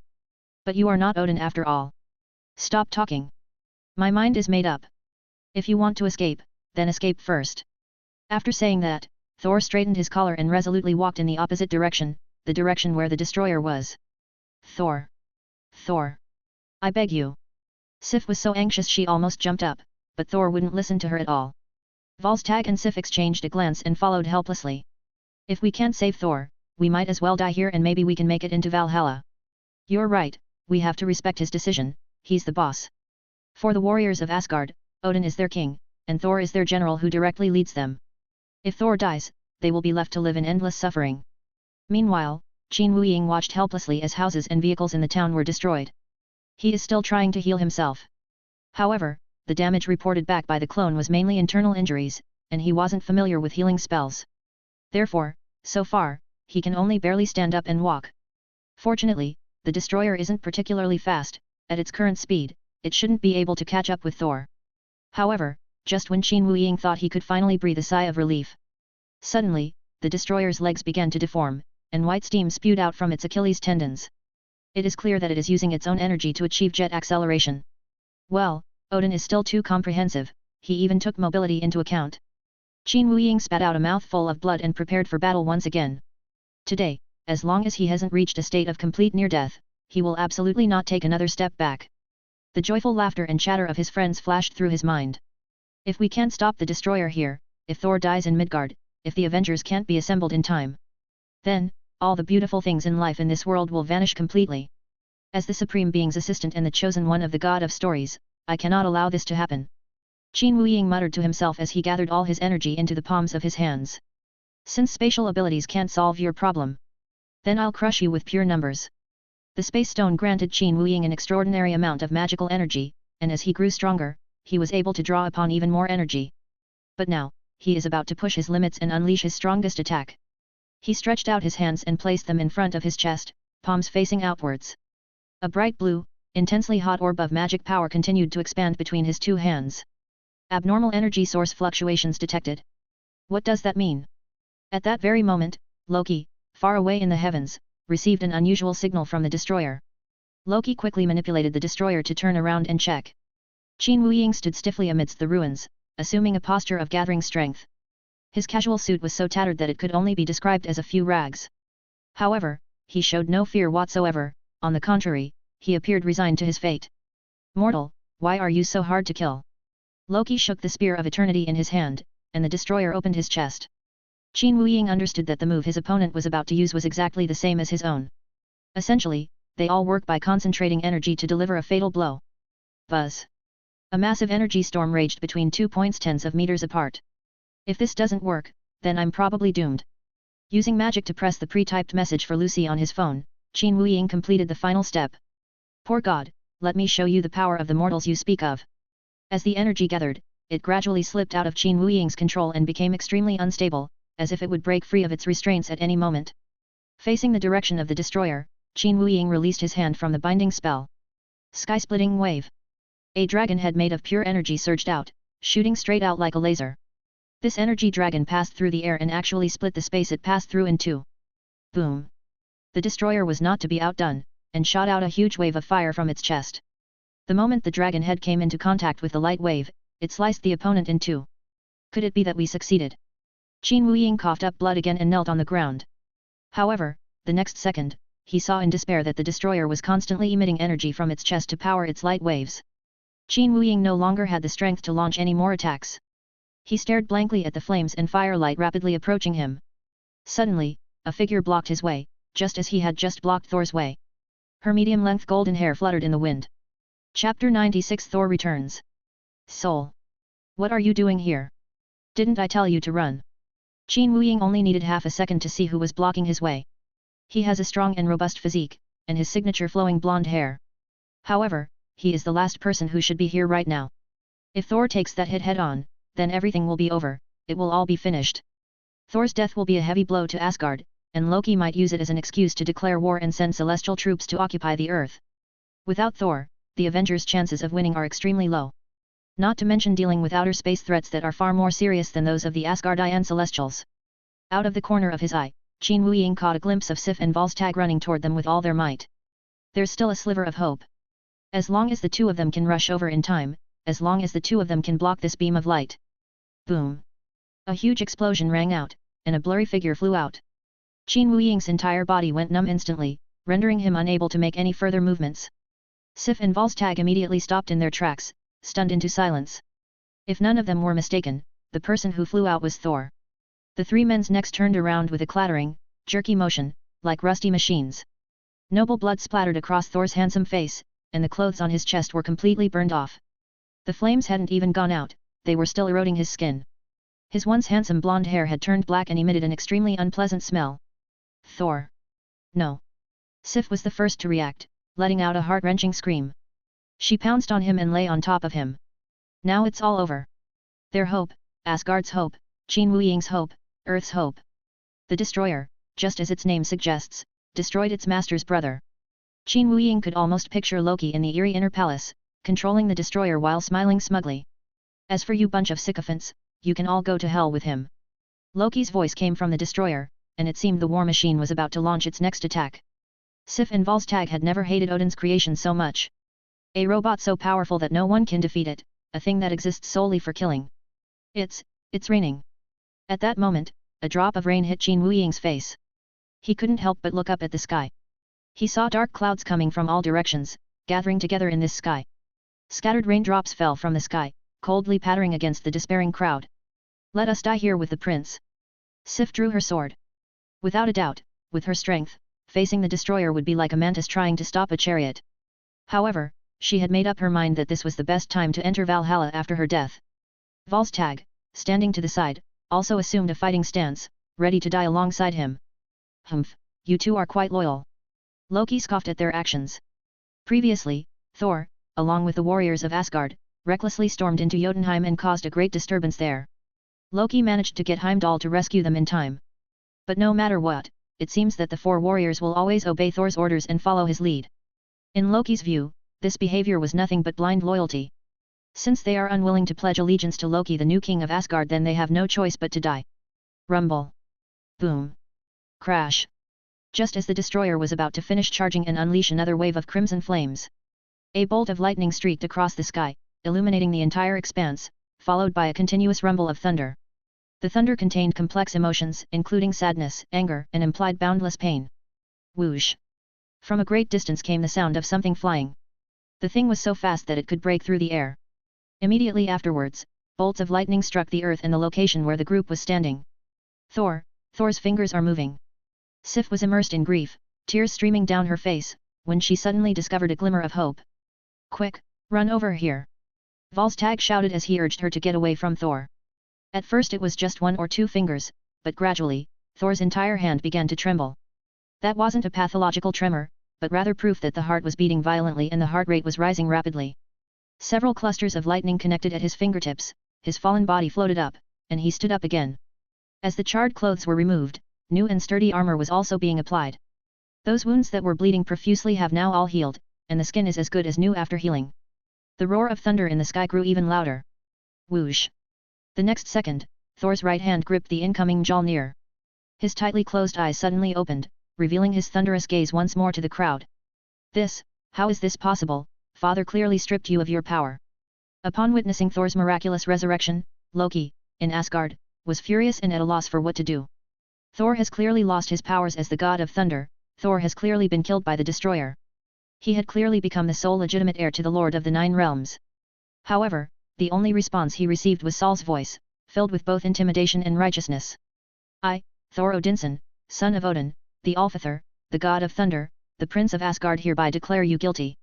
Sif and Volstagg immediately knelt down on one knee to pay their respects. My god! Our Saul is back! Vandelor and Hogun, who rushed over upon hearing the news, also knelt down on one knee. Thor, exuding an aura of power, hovered in mid-air, seemingly scrutinizing Odin's creations and the person behind them with the gaze of a god. I don't believe it! I don't believe it! Loki shouted. If I can do it once, I can do it again.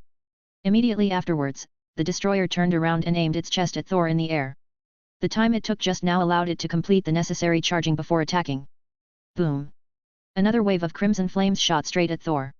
Thor raised his hammer and used the roaring lightning to block it. In the blink of an eye, the god of thunder had already rushed to the destroyer's side. The scene before me was like an incredibly vivid oil painting depicting divine punishment. When you stand up to protect others and truly understand that life is more precious than battle, you regain your status as the god of thunder. Qin Wuying murmured to himself, reflecting on the hellish experience of the past few hours. And Thor was right in front of the companion he was supposed to protect. He slammed his Mjolnir down hard. Chapter 97 arrives in Asgard. Just as Thor, the god of thunder, swung his hammer, Qin Wuying felt a great weight lifted from his shoulders. All the efforts made for this moment have finally paid off. Meanwhile, the 4 warriors of Asgard still gazed in disbelief and awe at the scene before them. The enraged Thor is about to unleash his boundless divine punishment. Strangely enough, the destroyer's armor, which was originally impossible to completely destroy. Once touched by that dazzling lightning, it exploded like an avalanche, one ring after another. This is impossible. This is not right. Loki cried out in despair, "My father hasn't woken up yet, who gave you back your divine power?" At this point, the god of deception was completely unable to comprehend what was happening. In his eyes, this incident may simply be proof of his father Odin's favoritism towards Thor. His obsession and madness grew even stronger. Loki gripped the spear of eternity tightly, exerting his inner strength as he gave the destroyer his final command. Initiate the self-destruct program. No matter how tough Thor's armor is, it cannot withstand the energy generated by the destroyer's explosion. No, not just Thor, but everything in this entire region will be burned to ashes. The shockwave from the explosion might even destroy other neighboring towns. Upon seeing Thor regain his divine powers, Loki had completely lost his reason. First, he learned that his true identity was that of a frost giant, and then he saw that Thor, who had been exiled, was still able to use his divine power.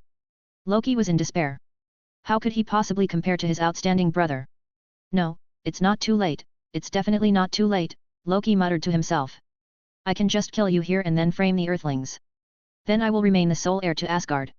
Accompanying Loki's insane words was the rumbling sound of the destroyer. Watch out! That thing could explode at any moment. Qin Wuying, who was standing to the side, could see the operation of the destroyer's internal energy clearly. Thor didn't speak. He gripped the destroyer's abdominal armor with his left hand and propelled Mjolnir upwards with his right. The destroyer is just a robot, so naturally it has no way to power Thor's hammer. And so, Thor, with the destroyer in tow, flew toward the atmosphere at an extremely high speed. The 5 people on the ground were very nervous, but there was nothing they could do to help, so they could only look up at them. Click! Click! A jamming sound came from inside the destroyer. This is a sign that a self-destruction is imminent, all components have ceased functioning. However, it's no longer a big deal, because... Boom! After a clean and crisp explosion, the shockwave, which could almost cover the entire town, was clearly visible. However, this shockwave occurred high in the sky, far from the ground, and posed no real threat. As for the high-temperature flame energy, it initially gathered into a ball, but it slowly dissipated after a few seconds. Hey, check it out for me right now. Qin Wuying took out his phone and made a call to SHIELD. Are there any planes or anything like that in this entire airspace centered on my location? Just because things on the ground are fine doesn't mean things in the sky are fine, it would be terrible if passenger planes or something like that passed by. Fortunately, his subordinates immediately reported back that there was nothing in the area except for a few birds. Wow! Thor! That's amazing! You're our hero! As Thor slowly descended from the sky, the 4 warriors of Asgard immediately surrounded him and showered him with praise. However, Thor is no longer someone who gets easily carried away, he simply smiles at his companion's joy. Then he walked steadily toward Qin Wuying. Exhausted, Qin Wuying lay on her side on the ground and started watching videos on her phone. To be honest, these injuries still hurt a lot. Having unleashed the sky-splitting wave with all his might, he has not yet recovered from his exhaustion. What's your name? I also want to thank you for your help and contributions, Asgard will surely repay you.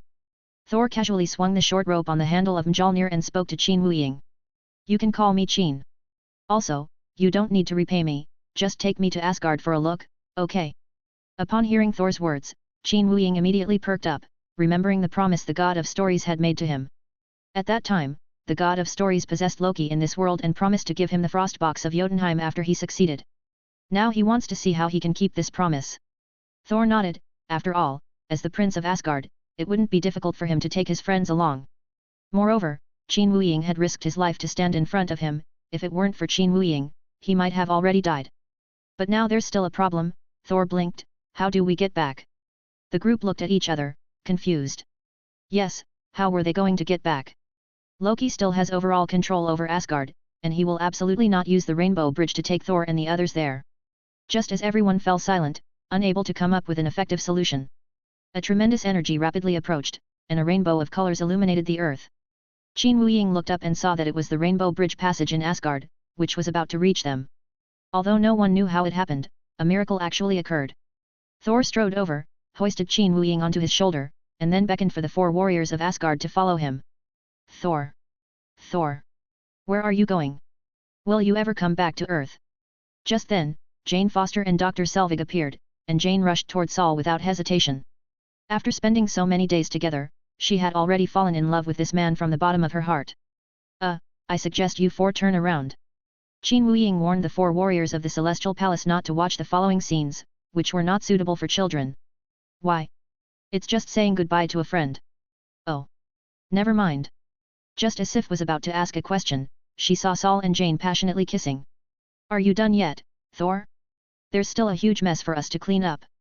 Hogun urged from the side.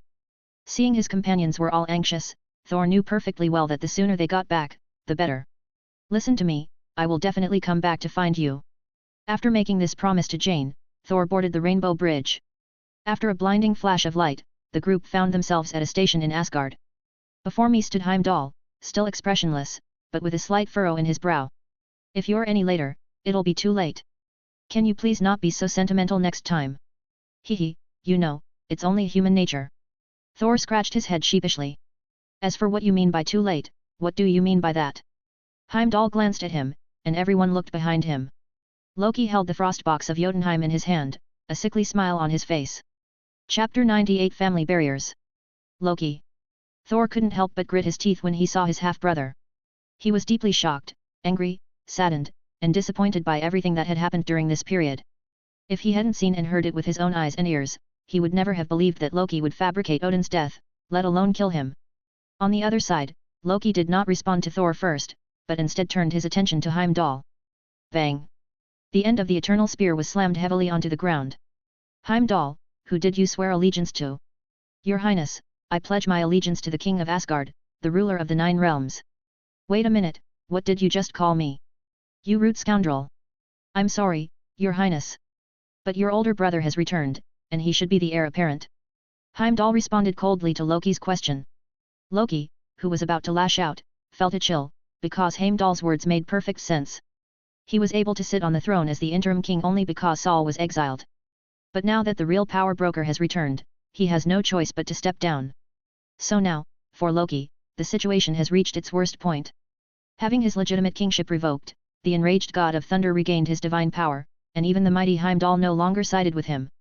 Ha! Loki chuckled wryly. It really is a case of everyone kicking someone when they're down. If you were wise enough, you wouldn't have done that, and I would definitely support you even more, Heimdall added insult to injury.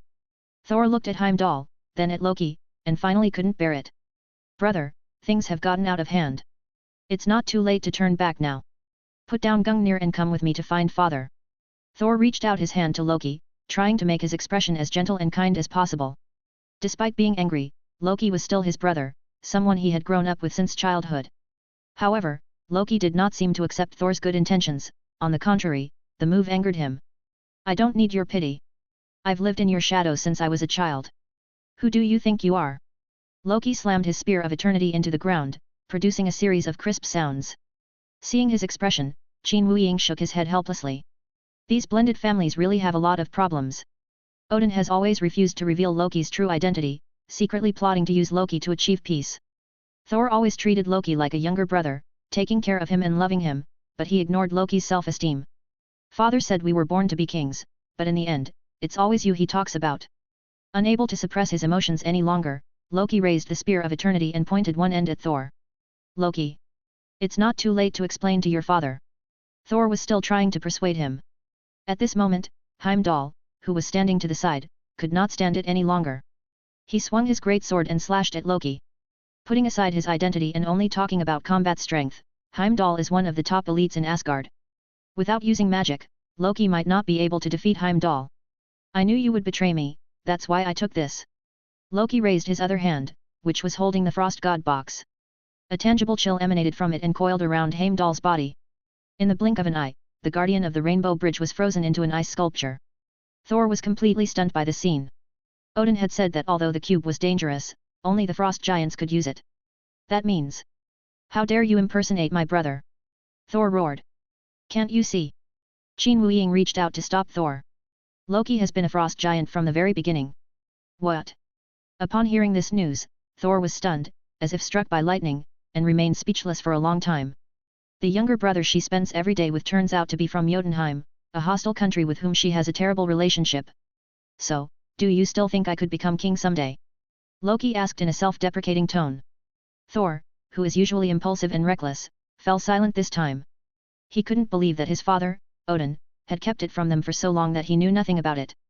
A mix of emotions surged through his mind, and a wave of dizziness washed over him, causing Thor's body to slump to the side. Volstaker and Vanderlore, who were standing nearby, quickly helped him up. Next up is you. You outsider, you always ruin my plans. Loki looked at Qin Wuying and activated the God Box again. The same chilling aura emanated, heading straight for Qin Wuying's chest. Instantly, a large amount of frost energy spread out, threatening to turn Qin Wuying into an ice sculpture as well. At a crucial moment, he remembered something he hadn't used in a long time. Thanks to you, you reminded me of it, and you can also treat my wounds while you're at it. After speaking, Qin Wuying secretly activated his magic power, and the lightning mark on his neck immediately emitted an orange light. That's right, this is the extremis virus that has been sealed away for a long time. Through a long period of adjustment and modification, it has now fully adapted to Qin Wuying's body and can be used entirely by him. As expected, once the extremis virus was released, it immediately spread throughout the body, especially to the injured areas. The chilling aura emanating from the divine box did not freeze Qin Wuying, instead, it healed him. What kind of evil is this? I've never seen anything like it before. Loki's eyes widened as he repeatedly activated the God Box. However, no matter how many times the cold air struck, Qin Wuying remained unharmed thanks to the heat generated by the extinction virus. Of course, this is also related to Loki's overly simplistic approach to using the God Box. A few seconds later, the extremis virus, having completed its mission, was once again ruthlessly sealed back into the lightning bolt mark. Just as surprised as Loki were the Asgardian warriors who had been standing nearby. Their impression of Midgard was actually similar to that of Jotunheim, that the people on Earth were backward and barbaric. Surprisingly, there was a powerful and noble mage like Qin Wuying. You four, Qin Wuying turned around, why are you just standing there watching? Loki's attention was completely on me just now. If the warriors of Asgard had taken the opportunity to launch a sneak attack, they might have succeeded. The four soldiers looked at each other, then suddenly realized what was going on. Unfortunately, in battle they usually follow Thor's orders and have forgotten to launch their own attacks. Fine, I'll do it myself. The magic box is destined to be mine. Qin Wuying shook his head, summoned two bright blue magic circles with his hands, and assumed a fighting stance. So you came here to steal the treasures of Jotunheim. Thor came to his senses, somewhat surprised. Just when the atmosphere was tense and a major battle was about to break out. Loki's Spear of Eternity suddenly flew out of his hand. Chapter 99 The Divine Box is obtained. Loki hurriedly reached out to grab Gungnir, the Spear of Eternity, which had darted away. As a result, not only did he fail to catch it, but he also dropped the Jotunheim box in his other hand. All eyes turned to one side, in the direction the Spear of Eternity had flown. That's enough. Haven't you given everyone enough time to laugh at you? A majestic voice rang out, startling Loki so much that he trembled. Compared to Loki's guilty conscience, Thor was overjoyed, a feeling he hadn't experienced in a long time. Because the source of this voice was their father, Odin, the father of all beings in the 9 realms. Guests from afar, please excuse my humble appearance, Odin said, walking towards them with the Spear of Eternity in his hand. As he spoke, Qin Wuying's thoughts and actions also came to a standstill. The powerful aura emanating from Odin, the king of gods, was enough to make any creature in the 9 realms feel apprehensive. Furthermore, it's impossible to determine whether the current situation is good or bad for them. After all, Loki's matter is very serious, but if Odin wants, he can downplay it. At the very least, it's just a family matter of the Asgardian royal family. As an outsider who witnessed their family's scandals, would I be murdered here to silence them? Don't worry, child. Asgard means you no harm, you need not be wary. Odin saw through Qin Wuying's thoughts at a glance, so he spoke up and offered kind words of comfort. Okay, I'm just worried that I know too much. Qin Wuying also shared his thoughts with Odin, noting that he had seen similar plots in many works. The plot involves someone who must die because they know too many secrets they shouldn't know. However, it seems that this Lord of the 9 realms is a very benevolent and magnanimous ruler. Qin Wuying is alright, but Loki next to her probably won't be so lucky. Father, I'm so happy you've woken up at this time. Give me a break, Loki. You can spend your time in solitary confinement thinking about how to repent for what you've done. No. It's just that none of you believe me. I can definitely do it. Yes. Of course you can do it. Odin roared in fury, slamming his spear, the Spear of Eternity. Of course you can do it, fabricating news of my death to your brother. Of course you can do it, killing Laufey and escalating the conflict between them and Asgard. Of course you can do it, attempting to kill your brother and become the eternal king of Asgard. After saying all this, Odin's cheeks turned red and his beard trembled with anger. It seems that after waking up from his temporary hibernation, he has almost figured out everything that happened. Seeing this, Loki turned pale and couldn't say anything more to argue. I can explain, I can make amends. I don't need you to make amends. You're such a complete idiot, a total prankster. Odin reprimanded him sternly, pointing the Spear of Eternity at Heimdall, who was still frozen in ice. The solid ice melted instantly, and the Rainbow Bridge Guardian who broke free from it couldn't help but shiver. However, just as he was about to complain, he turned around and discovered that it was Odin who had saved him. Ah! The true king has returned. Heimdall immediately knelt down on one knee to pay his respects. Get up, old friend. I know you've done your best. Although Heimdall was forced to obey Loki for a short period of time, Odin did not hold him accountable. As for the 4 warriors of Asgard, they had been kneeling for a long time but had not yet been told that they could get up. Odin glanced at them as soon as he arrived. These 4 people not only failed to dissuade Thor in time, but they also went to Jotunheim to cause trouble. If you can't punish your own son and your loyal subordinates of many years, can't you at least punish them too? Seeing that Odin was hesitant to express his opinion to the 4 warriors, Thor roughly understood what his father was thinking. This is to get him to stand up and plead for the 4 warriors of Asgard. As long as they take the main responsibility upon themselves, they will be fine. Father, I forced them to fight with me in Jotunheim. Please punish me. Yes, you know that's good. Let them take your punishment and do hard labor for a week. Odin smiled and defined the nature of the warriors of Asgard's responsibility with a relatively lenient punishment. This farce orchestrated by Loki should have come to an end here, but... Your Majesty, watch out! He's picked up the magic box. Qin Wuying, whose eyes were fixed on Loki, noticed that the other man quietly picked up the Jotunheim box from the ground. What's going on? Has he really gone mad? Is he going to use this thing to assassinate Odin? I was so close to destroying the entire Jotunheim. Loki said, stroking the god box. That was wrong, brother. Thor retorted. That's one of the 9 realms, and millions of lives. No, none of you understand me. The war will return one day. After saying this, Loki used his magic to create 5 clones, each holding a magic box. The first clone rushed toward Heimdall and snatched the longsword from his hand. The second clone lunged at Odin, distracting him. The third clone teleported in front of Qin Wuying and kept an eye on the mage. The fourth and fifth clones rushed towards Thor and the warriors of Asgard, buying them time. This was Loki's last stand, he was going to force open the Bifrost and destroy Jotunheim with the box. He firmly believed that as long as he achieved this goal, his father and brother would forgive him for his mistakes, regardless of past grievances. If the possibility of Jotunheim's rebellion is fundamentally eliminated, he could become one of the greatest kings in Asgard's history. Unfortunately, Odin, the king of the gods, will not allow Loki to have his way. With just a flick of his finger, the Jotunheim box defied Loki's command and flew into Odin's hand on its own. You can't keep making this mistake. Come here, guard. Upon hearing Odin's call, several celestial soldiers rushed into the palace and surrounded Loki. Loki raised his hands. I knew it, you've always only favored Thor. After saying this, the god of mischief shoved a soldier aside, leaped into the boundless universe. No. Loki! Thor shouted, but Loki was nowhere to be seen. He couldn't believe that his younger brother had become so obsessive.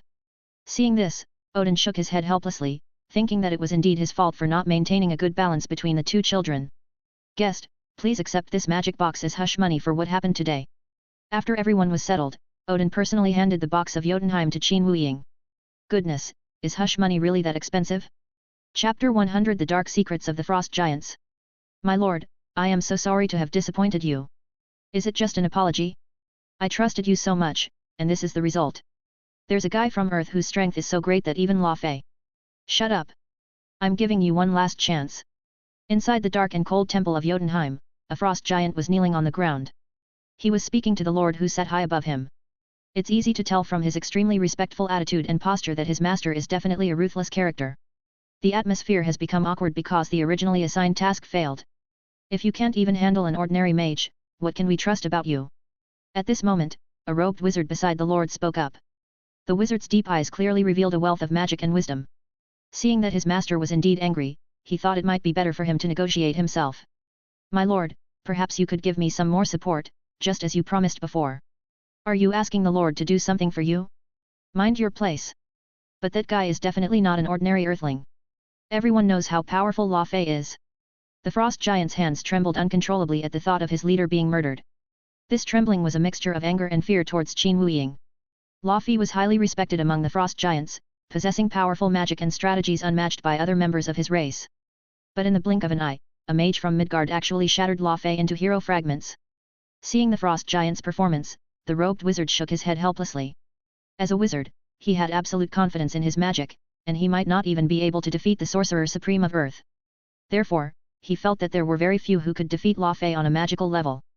Either there really is a dangerous person in Midgard, or the frost giants are lying. But judging from the way this guy was trembling, it didn't seem like he was making up a story to deceive them. All right, if he's really as powerful as you say, my lord said, drawing a staff from behind his back. Here, take this. It should be enough to deal with him. The staff was made of a different material than ordinary materials, and it could withstand extremely high levels of radiation and damage. In addition, there is a ring-shaped space at the very top of the staff, inlaid with a sparkling gem. Are you sure you want to give this away? We went through a lot of trouble to get it. The robed wizard frowned in displeasure. If it weren't for the master's instructions, he certainly wouldn't have agreed to give this thing away. Because that gem is the most sacred treasure in the universe. Thank you, my lord. With this treasure, and an invincible army. A smile appeared on the frost giant's lips. With such powerful assistance, it's time for Jotunheim to avenge its leader. After being given permission, the frost giant slowly stood up and walked out of the temple. On the boundless, dark ice plains before them, countless frost giants of their kind already stood. Upon hearing the news of Lo Fei's death, they came to pay their respects and, filled with righteous indignation, demanded revenge. My beloved compatriots, it's time to make the enemy pay the price. The frost giant, wielding a staff, raised it high and let out a roar that shook the mountains. Meanwhile, on the other side of the world, the people of Midgard, who are also the people on Earth, are still unaware of this. Listen to me, this thing is really dangerous.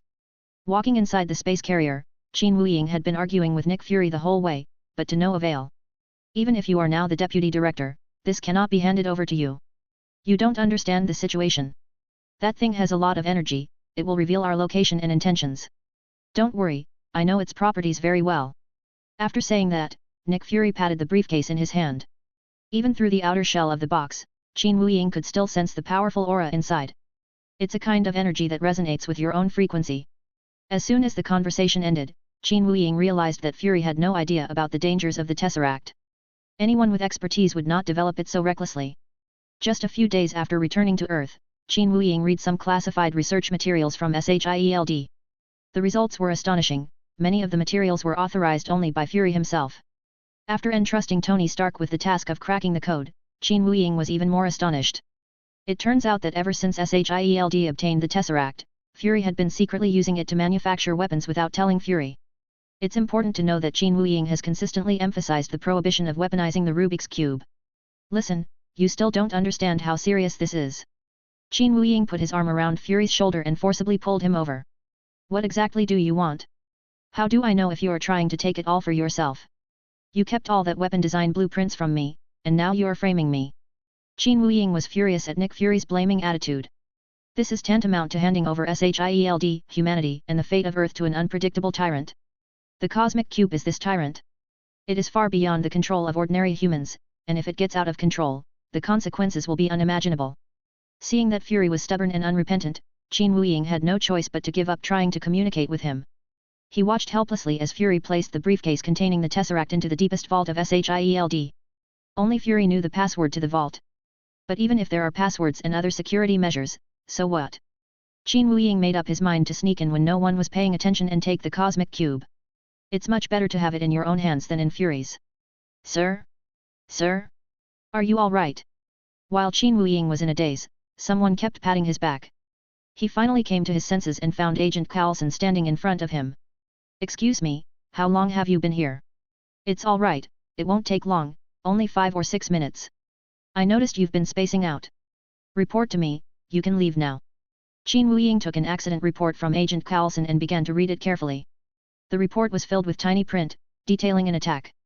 The incident occurred in a busy square, the perpetrator's identity is unknown, and it caused considerable damage. When he turned to the last page, it included a candid photo of the perpetrator at the scene. Aren't these the frost giants of Jotunheim? What are they doing here?